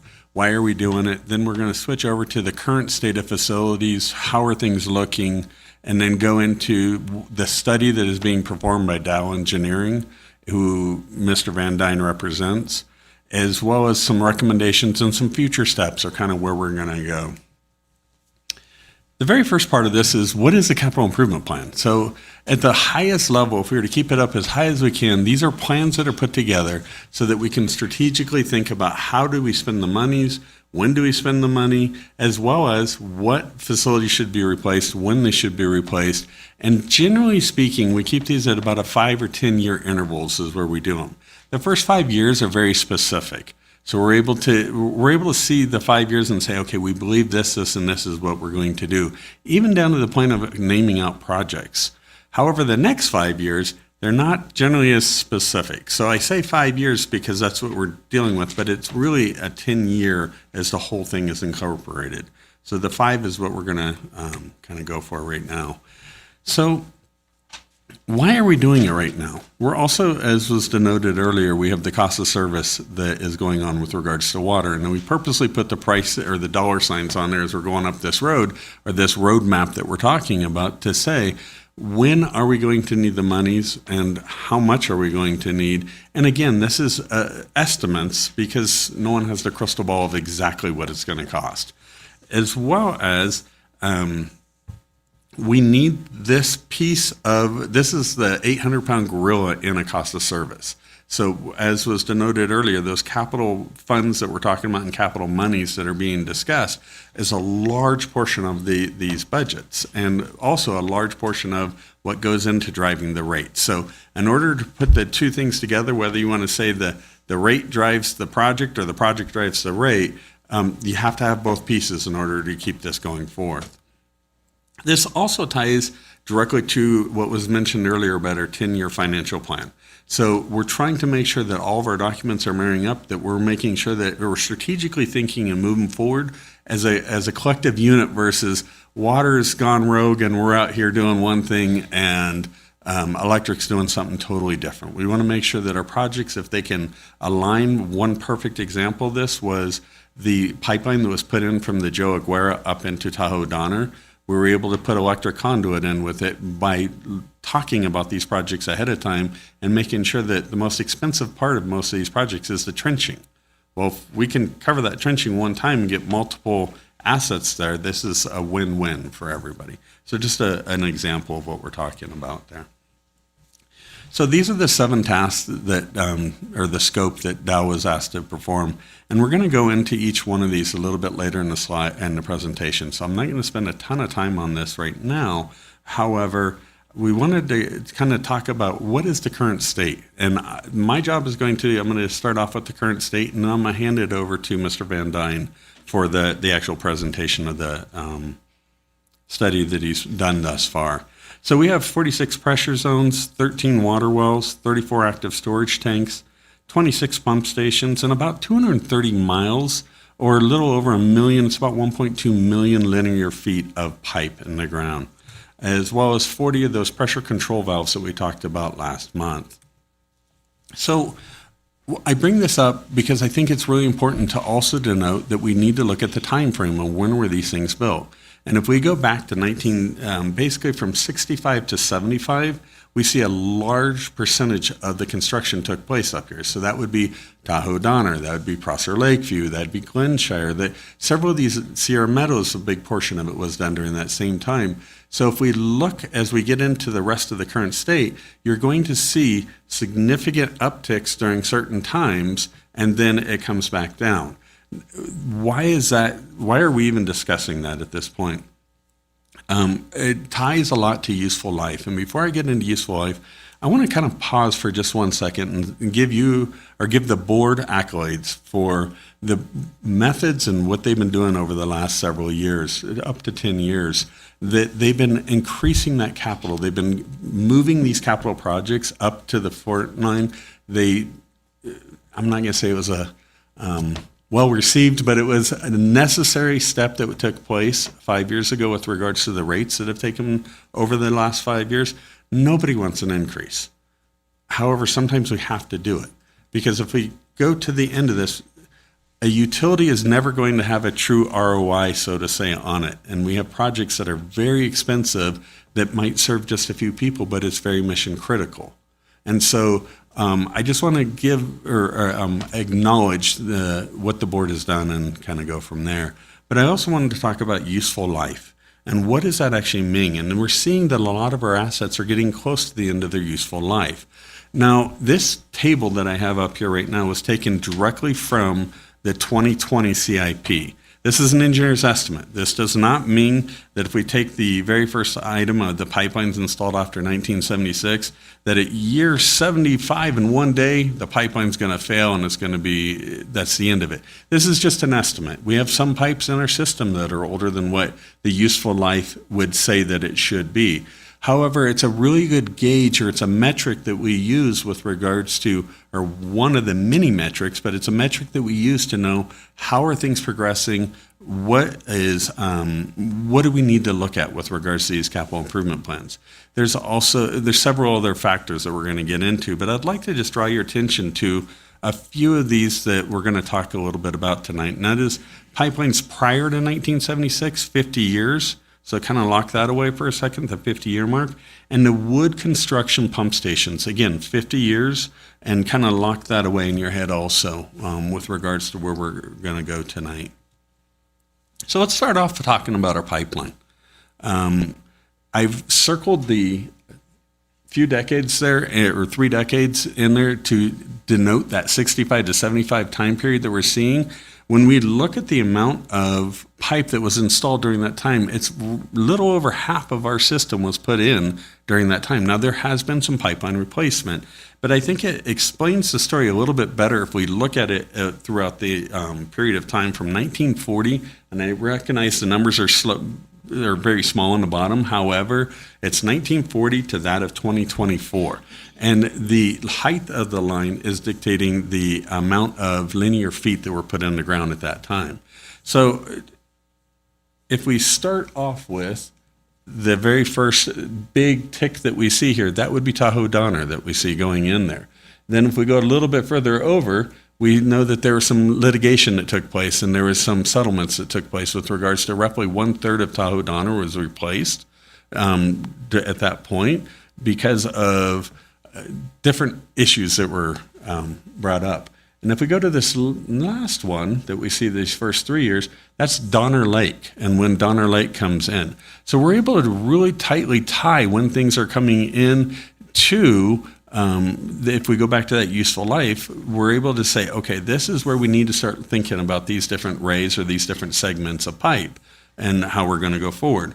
I'd like to just throw a red line up here, though, and say this is that useful life line. If we were to put the 50 years for the pipe that's pre-76, and this takes us out through the end of this CIP.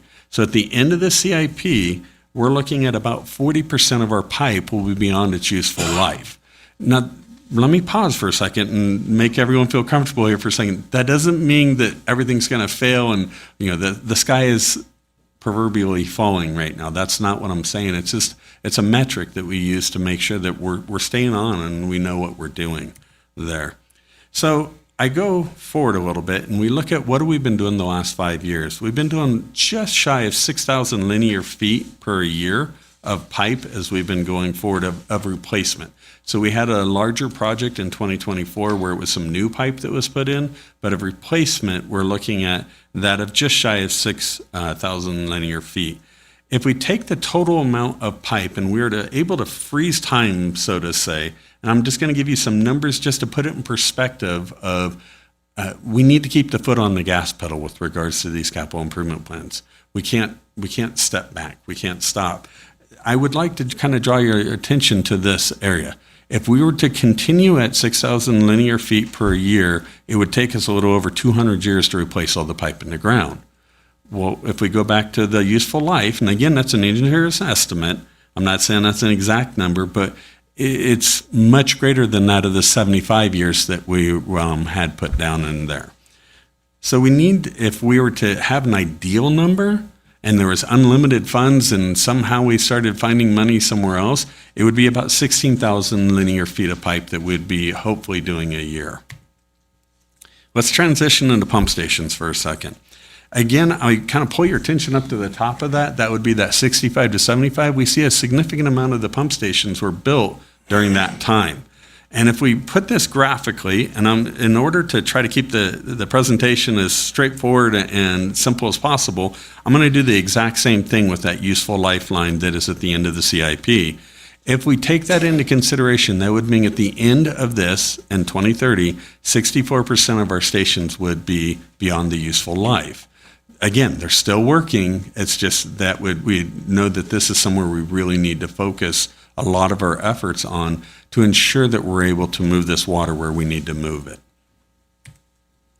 So let's do the exact same practice. We look at what we did over the last 5 years. We look at, again, this is freezing time, so to say, and we understand that we're going to go after several of these stations. However, if we were to just look at our past practices, it takes us about 130 years to replace all of what is currently there. So we're going to have to increase that one a little bit. But let's talk about some positive things. I've talked about enough negative here for a second. And that is, if we look at our tanks, there is some positive here, some light at the end of the tunnel. And that is, again, the 65 to 75, we see roughly 19 tanks were put in during that time, which is a significant amount of all of our tanks. And you can see this graphically as we put it up here with that very first bar over there is obviously much larger than the rest of them. So if we do the exact same practice that we did last time, that of putting the useful lifeline on there, and we look at the end of the CI or the current 5 years, we would have 53% of our tanks that are beyond that useful life. So what we did there, so we did the exact same practice again, looking at, so are we on par to keep up or not with regards to some of these tanks if we keep the current practices that we've been using? And we would say, yeah, we're at about 20, a smidge over 21 years. So this is we're going down the right path. And so we're using all these things as just a helping tool. They are not as Mike said earlier, the Bible that tells us exactly when to do it. This is a helpful tool, but I'd like to say, or explain, there's a lot more that goes into pipeline replacement than just age. We have heat maps that are of the different leaks that are happening and how many leaks we have per mile or how many leaks we have per a section of pipe, as well as we're also looking at how critical is that pipe. If there's redundancy there, it's going to lower it down in the priority a little bit, whereas if this is the only way we're able to move water in certain areas or we're only thing, it's very critical, it would get moved up. as well as collaborating with the different groups that are out here. And that would be, for example, the town. Why did we move Northwoods up about 2 years in that project was to coordinate with them on paving. So next year, they're going to be repaving or the current plan for the town is to repave Northwoods. And when we don't want to go back in and cut their brand new asphalt, and the people of Tahoe-Donner will be very upset when we ruin their beautiful road. So we tried to work together with regards to making sure that we're doing the projects at the right time when they need to be done, as well as the last and probably one of the biggest pieces of when we do things is funding. If we had unlimited bank accounts, we would be already at the 16,000 linear feet. We'd already be doing more pump stations. We'd already be having that go forth. The board, I'm going to say, did a bold move, or they took a bold move with regards to the COP or the certificates of participation or the bond that they did a handful of years ago.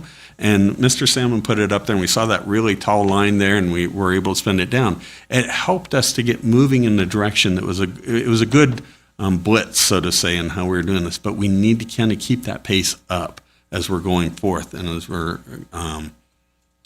moving on. So I'd also like to talk about what are some of the unfunded items that we know are coming up with regards to our capital plans. So I talk every month, we bring something up about conservation, a way of life.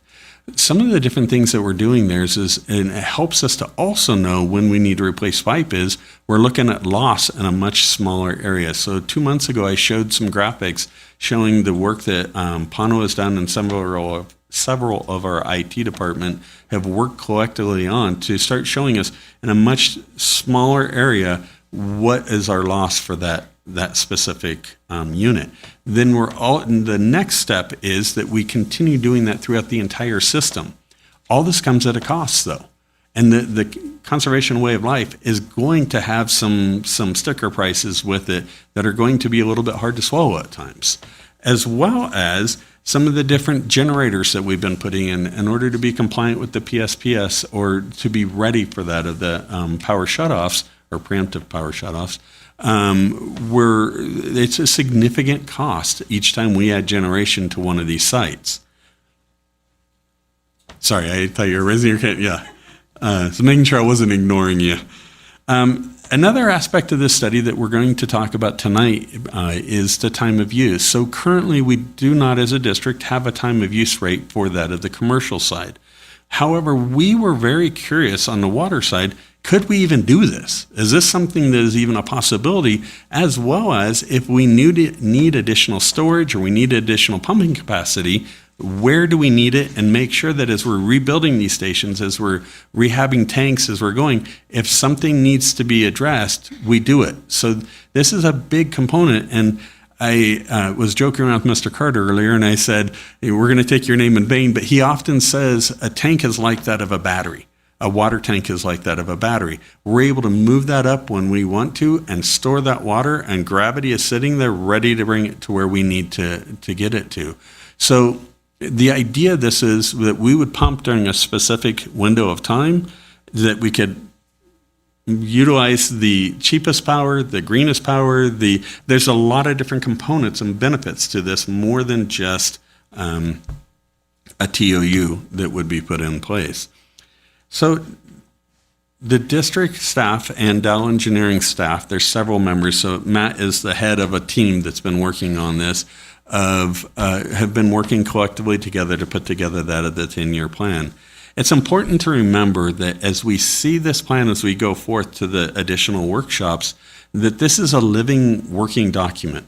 You're going to see engineers' estimates and cost, and you're going to see different things, which is a moving target. We saw that happen in 2020, and it's something that we need to revisit often. We're doing this at 5 years to update all the numbers and make sure that we're staying as on top of the task as what we possibly can. I'd like to now introduce Mr. Matt Van Dyne of Dow Engineering, and has several slides here he would like to also discuss. Thank you, Mr. Reed, President Finn and the board. Thank you for having me. Appreciate the time here.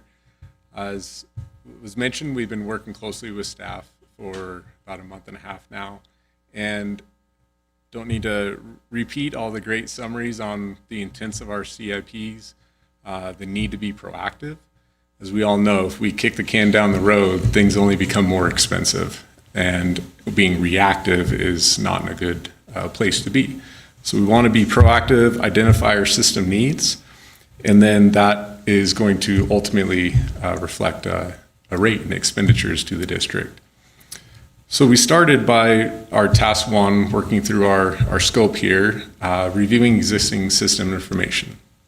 So we want to look at the current system, how is it operating? Are there any glaring issues or corrections that need to be addressed? And Mr. Reed and his team had identified, as he mentioned, it's a 5 to 10 year plan, but in the first 5 years, they identified a number of specific projects that we want to accomplish that we focused on. So you'll see an example here, the first couple tables. Again, living document, and as the initial intent here was to identify a number of projects that are going to drive the need for an investigation of rates for the further discussion of the rate study you're going into. So these projects will evolve a little bit as we're refining and identifying what that revenue target is per year. But here's an example of the first couple of years and what projects were identified. You'll see we kind of color coded just to catch your eye as we look through the appendices once the reports are delivered, from pipeline rehabilitations, tanks, pump stations, critical components for the district to get water to all its customers. Next slide, please. Our task 3 was to review regulatory impacts. This is another driver, let alone a leak in a water main or a useful life. We might have new requirements coming in from local, state, federal water requirements. Local, we have TSD, TTSA, discharge requirements, some permitting from water testing or anything that might happen with normal operations. On the state, we have the Department of Water Resources. We have different acts that'll come in that require different measures, water quality, et cetera. On the federal side, we have EPA. We have MCLs, maximum contaminant levels. A big driver there is arsenic. That's one that they're talking about lowering that level, but still not hitting yet. But the hot topic right now is PFAS, the forever chemicals. We're seeing those around the region. A lot of it's coming from subsurface conditions or at airports. It's the fire retardant, the spray foams, the de-icers, those sort of elements. And on the power side, we'll also look at that. We mentioned the public safety shutoffs. We actually worked with the district in 2020 to do a similar update here, and we looked at all the different tank zones and the well sites and which ones had permanent booster pump stations, which one had temporary and quick connects where we can put mobile generators to different facilities to know where do we need to get water to the most critical areas. Because as he mentioned, water goes up, can tanks feed back down, and can they feed adjacent zones? Then we can really minimize how many, so we don't have to have generators at every single facility. Then we looked at the time of use.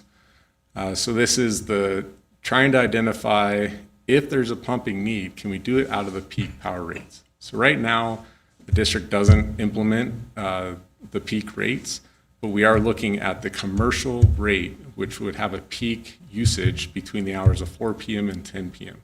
So that's where we focused our time of this study. The water system has requirements of what sort of storage is in each water tank reservoir. 50% of that tank needs to maintain for fire emergencies. 25% is just general emergency use. So really only 25% of a tank's volume is available for operational use daily. So we took that into consideration, and the table below, apologize, it's a little small. There are 13 sections, which are tank and pump station zones within the system. I trimmed it down just to give a sampling here.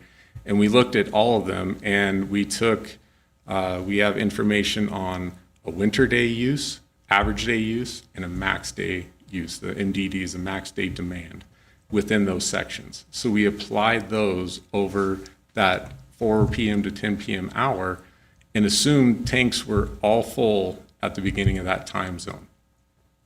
Taking those demands, if no more water was feeding into the system, we identified that there are 4, there's one more that's not shown here, fall below that 75% storage capacity.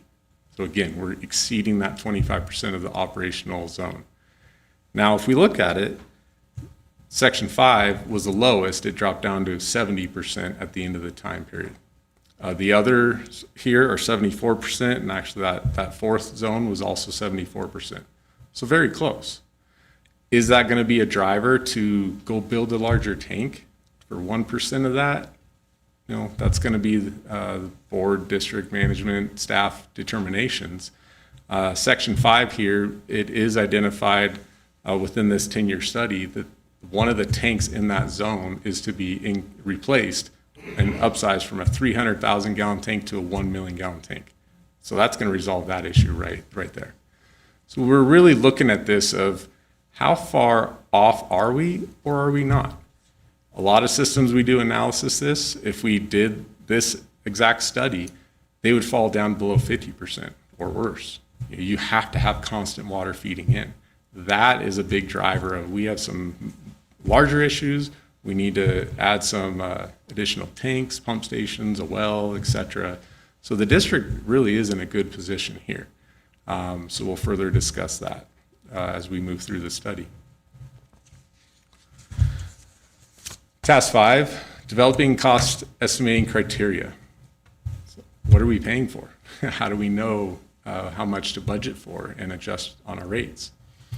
So of all of our projects, again, in those 5 years, staff assisted and identified specific projects.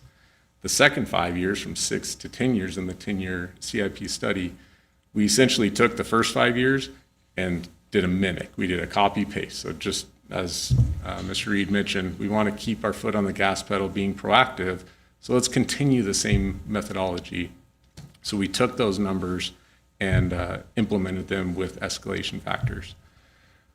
So we're taking all these projects and we're finding individual estimates for each of them to try and be as accurate as we can. We don't have a crystal ball in the future, but we can take all the information we have and understand what escalation and inflationary factors are that we understand now and apply those so we can get a good understanding.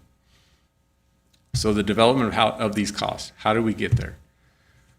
Dowell took existing bid tabs. So when the district puts a project out, we receive bids.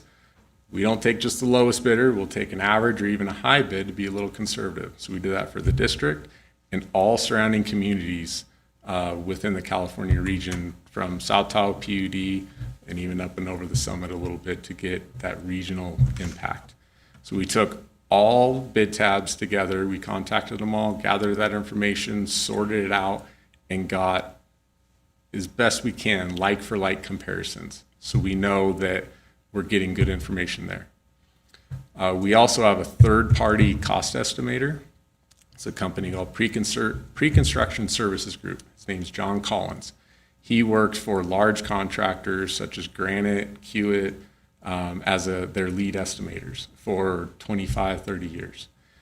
He since, over the last 10 years, has broken out to his own company and supporting cost estimating for public agencies, just like yourselves. We utilize them all the time because when we get into more critical studies here, it's better to get more expertise in this realm. So he looks at these as a contractor. So the snippet off to the right, again, small, I apologize, it's actually cut in half of a single page. There's a lot of information. He uses a program called Heavy Civil Bid. That's the exact same bidding program that contractors will utilize when they're bidding your projects. They're getting granular into what equipment, what personnel, what vehicles, what types of materials, from granular backfill and shovels and wrenches needed to torque on restraining joints, overhead and markup factors. So he is essentially bidding these projects as a contractor. He has close relations with material suppliers, with other contractors, He's very well known in the region, and he keeps a very accurate tabulation of where the market is. So this is a great value, and as we deliver our draft and final documentation, you'll see the PDF's about 200 pages long, and his estimate is about 130 pages of that. So if you like some granular reading, get ready for it. There's a lot of it. We also worked with him, and we'll talk a little bit more here about escalation in general. Again, we did this study back in 2020. We utilized the third-party cost estimator. We did this exact effort and projected what project cost should be, and we put escalation factors. We completed that months before COVID hit. So we had a couple projects, and Mr. Wright had called, and we had a lot of discussions, and we actually had a lot of materials prepared for discussing this with a lot of communities, which we shared here. It was the hydromatic pump station. I forget the name of it, but we had an estimate, and it was almost double. And that was a hard pill to swallow for everyone. It felt humiliating, but we pulled the factors together and showed the escalation and all the material shortages, labor shortages, all the increases to rates and fees, and everything went into that pot, and nobody could control it. We were just surviving in it, and unfortunately that happened. So that's an example that this district even felt. Some comparisons of the three main elements that we're looking at: pipeline replacement, welded steel tanks, pump stations. From 2021 to 2025, we've seen pipelines go up 30 to 70%. Welded steel tanks 50 to 60, and pump stations 60 to 70%. That's on a general ballpark baseline. As we go and get granular with each specific type of project, pump stations, for instance, how big? What's the flow rate? How many horsepower are the pumps? The electrical. Electrical is still one element of all construction that is seeing a steep incline and delays. We have some projects where, I'm sure you've experienced too, we still have some projects out in the Tahoe Reno Industrial Center where generators and MCC motor control center panels are 50 to 80 weeks out. It's so difficult to get things constructed. So, but just showing, that it continues to grow. So if we don't address this and keep our finger on the pulse, we get farther and farther behind, and then it's really hard to recapture and gain that ground.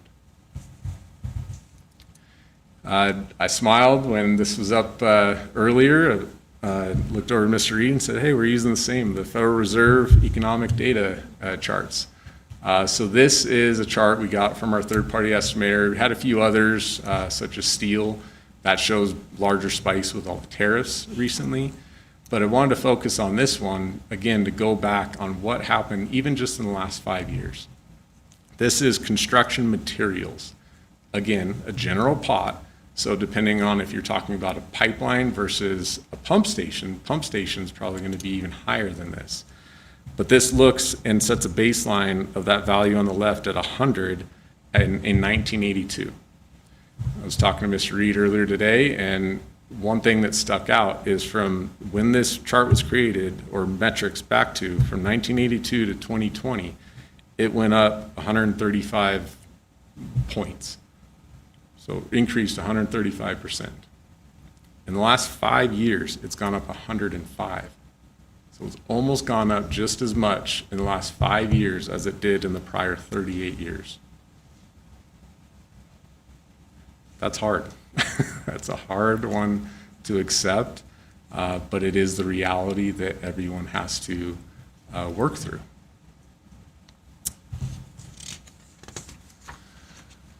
So our task 6, developing our 10-year CIP. So again, recapping here a little bit, we have projects that are identified by the district, specifically storage tanks, mechanical replacements, booster stations, wells, some facilities, and a lot of those are based on that useful life that Ms. Reed explained just a moment ago.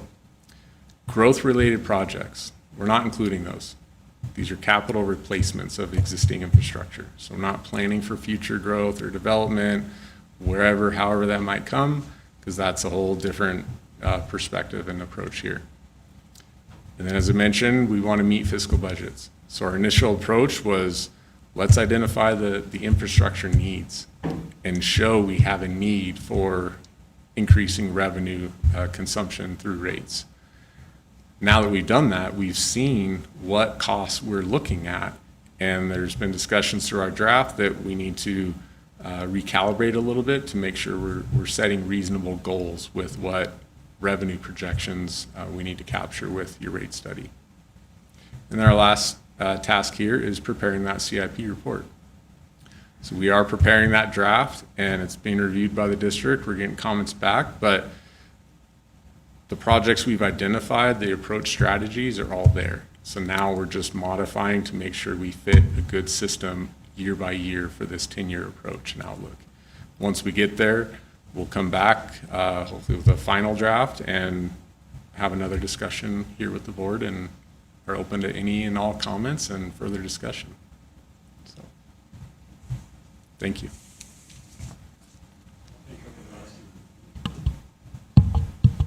Take over the rest of this presentation. There isn't a direct physical impact with this presentation. However, we know that there is a large physical impact with regards to these projects, so and future projects that are coming up. The recommendation tonight is to have this workshop, and any input or direction that you can provide to staff would be greatly appreciated at this time. Thank you. Thank you, Mr. Reed. And Mr. whose name I have forgotten. I apologize. Thank you. Thank you for that as well. Do we have any public comments on this workshop? Okay, don't see any. So board, feedback, questions, comments on this workshop? No, Do yeah. we have a capital reserve fund or something where we're budgeting every year X amount of dollars to deal with it, and then, you know, if the useful life goes longer, it carries over? Or is this just budgeted on a yearly basis based on need? So to answer your question, yes, we do have that capital reserve. And if we rewind the clock 5 years ago, the board had a lot of concerns of, were we putting enough money away for the non-rainy day, what the projects that were going to be coming up. And so that it was able to, they have had a lot of focus on that, as well as we're doing our cost of service, we have a minimum threshold of where we're wanting that to be at, and making sure that we stay at that minimum and eventually start working and building even, I want to say more, but building those reserves up so that they're able to handle the little bit fatter and leaner years with regards to some of these different projects. I can't give you the exact dollar amount. That'd be a Mr. Salmon. I don't need an exact. Oh, okay. I say, but I can say that we definitely have that, and it is something that is taken into consideration every single year as we're going forward. And the reason I ask is, you know, it's like if I equate it to equipment and you need a backhoe, you don't want to have to buy it all in 1 year. You want to set aside X amount so that when it comes time for replacement, you know, you can spend that 150 because the money's all been sitting there. So, Absolutely. And I agree with you, Director Randall. so we have that in place, basically, to fund these projects so that when they come up, the money's in place. Absolutely. And we've talked about capital, or some of the facilities, but there's also aspects, and not in this study, but in others, that take in vehicles, that take in that equipment. So all this gets added back into the big machine, so to say, and this is one of the cogs that are in that machine to make sure that we have adequate monies when we need the money. The last thing you want to do is have to go get a bond over a backhoe. Obviously, it's ludicrous, but we want to make sure that we don't have something of that nature, and we aren't spending those reserves down, and that we're making sure to recognize everything. Does the excess money, if in 1 year we don't expend what our allotment was, for lack of a better word, is that money carrying over, and then along with the additional funds that we've set aside. Absolutely. So a perfect example of that is in 2025. We knew it was going to be a little bit lighter year. However, the plan had called for a certain threshold that we're not going to go up to. And that was part of Mr. Salmon's when he said that we're not spending that part of that reserve or the capital reserve that we have. So it's actually going to go up a little bit. I believe it was a gray square, if I'm not mistaken, that was there.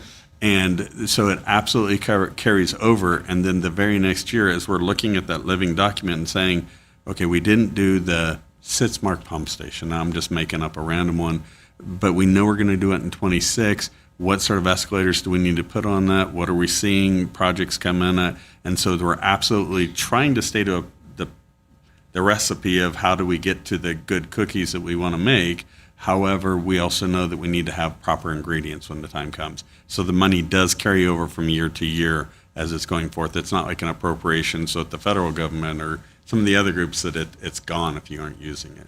It's not that. Thank you. Thank you. Thank you, Director Randall. Director Morrell. Because I want to add to that and build on that. So from a capital reserve, and maybe Mike answers this too, what is the percent yearly that's added? Is it a 4%? I mean, that seems like that's just inflation. So what, is there a certain minimum percent each year that's added to the reserve to maintain, keep up, or is that just to maintain? That I am going to have to pass I over to had a Mr. feeling, I Salmon. know. And that would be the reserve fund? Is that what you call it So, here? great questions. So both the electric utility and the water utility have a capital reserve fund. The policy in district code is to have 1 year's average spend in reserves. That's the policy. And the water, a few years ago, had less than $1 million, if any. I think it was 2019, 2020-ish. There was no capital reserve for water. There's now currently 4.5 million. We thought we were going to draw down, if we had spent all the capital in the plan, in the budget for 2025, we were going to draw down 1.4 million and use 1.4 of that 4.5, but I don't think we will. We're currently forecasting we're not going to have to do that because of timing of projects. So that 4.5 million balance will be the carry forward going into 2026. It is not 100%. In other words, it's not at the reserve target. The reserve target is closer to 8 million. So while water has improved their reserve balance for capital, it is not where it needs to be. In part because the operating reserve was also not where it needed to be at 50% of operating expenses. So in the interest of getting there over time and not hitting the ratepayers all at once, we issued some debt to help build up both the operating reserve and the capital reserve to where they are today. And then we'll reassess all of that during this budget process through the financial master plan, looking at both 26 and 27 and the out years. And that's what HDR will help us with is, what do the scenarios look like if we do heavier rates now versus lighter rates later, or spread that rate increase over the next 5 years? How does that balance out, and which gives us the best end game and the financial coverage, both in capital reserve and operating reserve. So that's on electric side, or I'm sorry, water.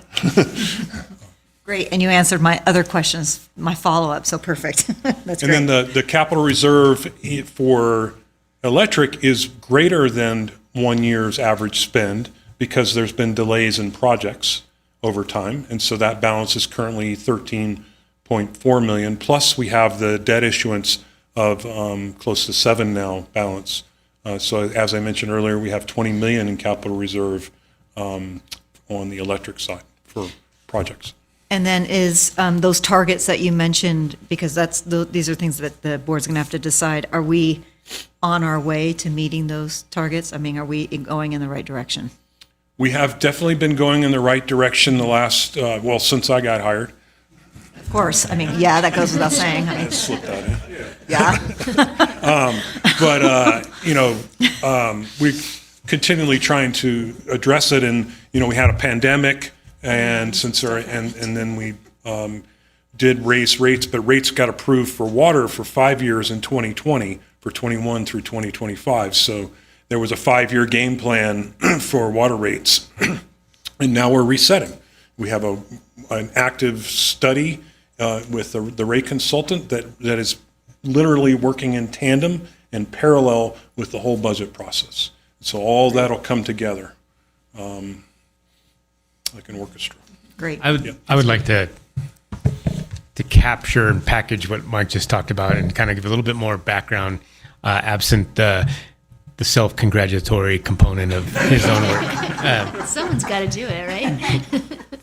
So the board historically has had a lot of discussion, a lot of work, and a lot of review specific to reserves, rates, and capital funding. And this goes back several different rate schedule reviews, and particularly on the water side, going back to 2015, we had a lot of discussion on the status and condition of water utility reserve balances and board adopted goals for what those reserve balances targets should be.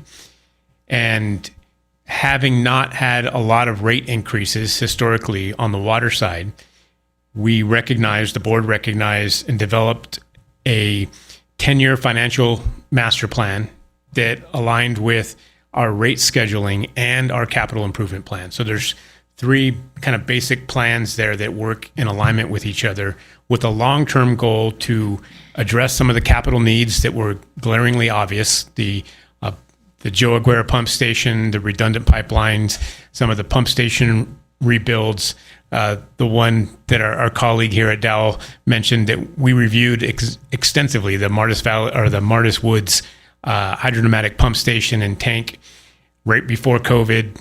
And when we went out to bid, the numbers were just astronomical. And we sat and had that discussion of how does the CIP work here, because we're getting far different numbers than we had anticipated. So the large plan here was adopt a rate schedule from 2020 to 2025 and a capital improvement plan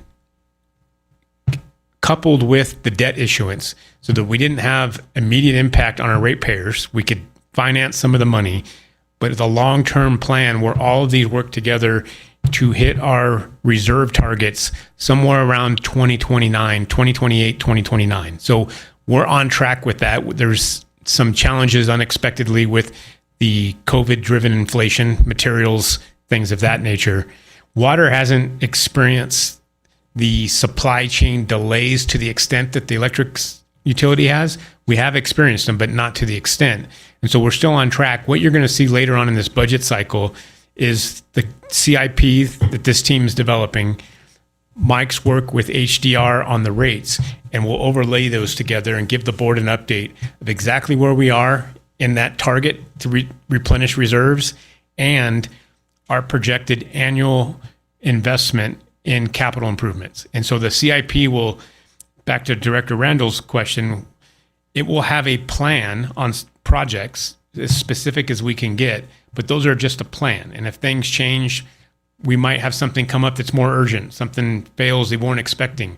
But we'll have a plan on our annual investment in capital improvements, our plan on replenishing the reserves, and our plan on maintaining a rate schedule, all overlapping here in the next couple months. You'll get to see that.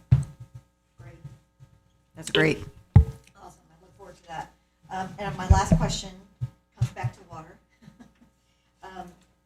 You said to be on a schedule to replace our lines, it's about 16,000 linear feet. Right now we're at 6.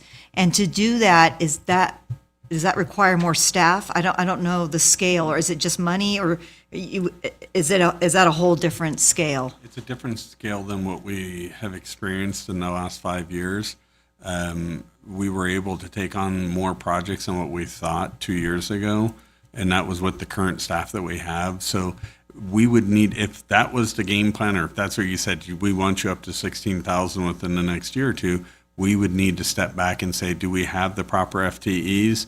Because it is a lot more, just an inspection alone would be a lot more. We'd probably, because of how short our construction season is also, it would be several crews working at the same time doing the same, or doing the rays of pipe or the segments of pipe in order to catch up.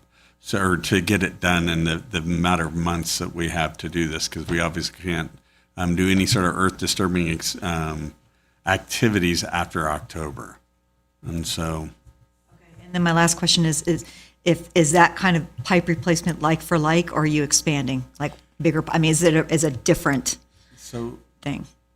I'm going to say kind of, because in some situations, we've been increasing the spacing of fire hydrants, so the American Water Workers Association has a standard of 500 feet in between the spacing. Obviously, it's not practical up here just because of how spread out things are and things of that nature. But as we can, we're getting it much closer to the 500-foot mark, as well as if there is a need, and that's where I really like the work that Mr. Van Dyne is doing with regards to, do we need to be able to move more water in a shorter window of time, then we would upsize that pipe. But there's a lot more that goes into it than just the size of the pipe. And so generally speaking, we go back with like stuff, but not always. That's it. Thank you. Thank you, Director Morrell. Director Laliotta? Yes. Does new development, new subdivisions, do they feed that reserve fund when they're paying their development fees in any form? I'm really glad you asked that question, because I actually missed a part of my presentation I was supposed to talk about, and that was the source of funding. And so one aspect of this is rates that Mr. Simon just talked about, and that's the rates that everyone's paying. The other is facility fees. And so when new construction comes on, new construction pays for the new apparatuses and facilities that are put in. The existing customer base does not pay for that to be put in the ground. And so they're paying for not only the infrastructure that is there, but they also have facility fees, because they need to kind of, for lack of better words, buy into the system that is currently here. And all the wells that have been put in place, all the pump stations that have been in place, to make sure that they're going to have adequate supplies of water, they need to pay their fair share, so to say, in coming in. And that's where these facility fees, new construction, are going to pay, and where it's coming from. But does that feed the reserve fund? Actually, they're different. So that reserve fund and facility replacement, we cannot use those facility fees for the replacement unless we can tie it to some sort of component that shows that is directly tying to that new capacity or new system that is going on there. So let me give you a 20-second example, if it might help, at least in my mind it does, of if we were at our maximum potential for wells, which we're not, but if we were, and you wanted to bring on, you were developer Randall now instead of Director Randall, and you wanted to bring on 1,000 new units or 1,000 new homes, we would look at you and say, we're going to need more capacity. We're going to have you paying for a well. We're going to have you doing some of these different, we would have a very meeting, or a very intense meeting prior to you starting construction, so you understand what's going to be coming. So they pay for it. Not only are they paying for it, but it takes into the consideration of how are they impacting the system. But those fees are not used for facility replacement, because facility replacement, you have to have that nexus to tying it to the capacity that we're delivering for them. I hope that makes sense. No, it makes sense, but I also think that new development, although it's paying into the system and paying to maintain the system, they're also putting excess onto the system that eventually you're going to have to replace. And so if you're not feeding the reserve account, then you're falling behind. Yeah, but all those extra customers are now contributing rates Yeah, into well, the I think system, and that's all part of the equation that we just talked about tonight. Yeah, we have, the district has a longstanding policy that growth pays for growth. And that's our approach and Well, I policy. understand that. And so, as Tony pointed out, Vice President Laliotta's pointed out, the initial facility fees pays for the growth and capacity, and then additional customer rates pay for the continued maintenance of that. So it works out formulaically. That and there's separate fee reserves. The capital reserves for life cycle replacement and continued investment in the system. The facility fees have a requirement to use those funds within a 5-year window of that development, and it's built into the development agreement with whoever the developer is, that you're requiring growth in our system. You have to buy into the system, and we'll use those to expand our system appropriately. But that can come in the form of new infrastructure or money. Correct. New infrastructure in lieu of actual Correct. money being exchanged. But no, thanks for this. It was this. I mean, this is all tied together tonight, and it's a precursor of things to come. And as Mr. Van Dyne alluded to, the cost of infrastructure has significantly changed in the last 5-6 years to an order of magnitude higher than the previous 20 years.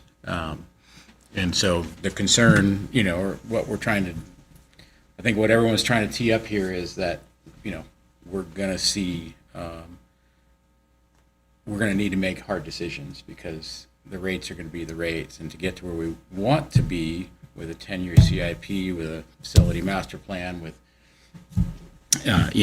regular operating expenses and increases, the rate setting process is going to be It's going to be intense. it's going to be a gut punch. So just everyone be ready and hold on and start making tough decisions. Because we looked at a very high stratospheric level facility master plan number that Mike put out there today, and that's 5,000-6,000 feet of pipe a year that we're putting into a facility master plan versus in the ground. So, those are examples of things we're going to have to really dig down and understand as a board to decide where our priorities are and how our priorities and rates balance out. So this is going to be a We really will very have to- challenging period yeah. of time for We have to this justify board. all of our decisions Yeah. to our ratepayers. And just simple question. It was on the schedule, are we going to be addressing electric rates and water rates at the same meeting? Because That is that is the plan right now, right? That is a likely circumstance. We have, through just pure scheduling of how our rate schedules ended up working out, we can take the board can take a couple of different approaches on this in terms of how long they want you all want the next rate schedule to reach out, 2 years, 3 years, 5 years. But we do have if we want to adjust rates for fiscal year 2026, we have to make a board consideration and a determination for both electric and water before January 1. We don't have to have a public hearing for the electric rates, only for the water rates? We Like specifically a public hearing? Like obviously we will in open session be setting the rates, but we do it, but it's a different process. The Prop 218 process for water is a little bit more extensive, exhaustive than for the electric side. But we will, the board will have to adopt rates for both of them. Yes, we'll have to adopt rates Yep. for both of them, just the process is slightly different for. And I did want to add utilities. one kind of overarching statement in the great presentation we just saw on CIP is those metrics, and Vice President Laliotis just touched on it, the tough decision making for the board and staff to have these continuing to have these workshops. When Chad presented on the metrics of life cycle replacement, that 75, 50, 20-year life cycle replacement, and those are kind of best estimate engineering averages on what a life cycle, and there's options for rehabilitation, replacement, retrofit. There's different options there. There's also different metrics that drive our replacement decisions. We're not here to say this evening that our goal is to replace 16,000 feet of pipe a year. What we're showing is, from best engineering practices, if we want to maintain that life cycle replacement, that's what that would look like. We have other drivers in the water loss reduction with California Conservation as a Way of Life. Much of our decision-making in the past for pipeline replacement has been driven based on the need to reduce leaks. And so we're doing spot projects in different spots. As just mentioned, when we talk about our long-term capital plan, we need to evaluate and balance rates and reliability, one of the strategic initiatives, but also looking at, there's a lot of discussions nationally and regionally about the lack of the kind of being behind the curve in infrastructure replacement and the kicking the can down the road, that eventually you're going to have to do this. It's likely to be more expensive the longer we wait. And so the district has, over the last 10 years, taken a more aggressive approach to capital improvement replacement. And we've identified funding mechanisms to support that. This discussion over the next couple months, over the next quarter here, is going to be that discussion that Tony just brought up. That's going to be balancing all that out. How aggressive do we want to continue to be? What do we want to be the metric that we focus on? And what the impact to rates? Do we want to rate fund everything? Do we want to debt fund some of it? How do we want to approach that? And you'll have all the information to make that decision. Yeah, yes, exactly. We will have, and I'm recalling back 5 years ago when we did the water, and we sort of front-loaded our increase, and they were supposed to, by a percentage, go down for the closeout years, like back down to 2%. Obviously, conditions on the ground may have changed, so, looking at what has happened the past 5 years. But it'll be interesting to me to see how far off, or what sort of adjustments we will, again, be making going forward. This is the reset, and we will have to do what we have to do, obviously. But I think that the things like wildfire threat, and, I think that it just throws into sharper focus the importance of maintaining a functional, modern, responsive water system, right? So I think these actions are very, very, defensible. Like, for us going to our customers and asking them to pay more on their water rates, I think that we will have, by the time we make these decisions, we'll have more information than we have now. And I think it will be clear to us what we have to do and why we have to do it. And I was just in Philadelphia in the fall, and they had a display talking about they were digging in the 90s and found wood pipes that were still in operation from, So there you go. Talk about your useful lifespan. We can hope, right? But I think that's the end of my comments before I start to choke again. Does anybody have anything else that they would like to add, or questions that they have, or clarifications? No. Just thank you for tonight, everyone Thank you. involved. Matt, thank you. Very much. Good presentations, good tee up for what's coming. So Yeah, exactly. All of us get our heads in the right spots, understand what we're going to be thinking about for the next several months, and we'll do it. So, thank you. All right. That was lovely. It was a very informative evening across the board. And I appreciate everybody's contributions tonight. And with that, I believe we are going to adjourn our meeting. Thank you.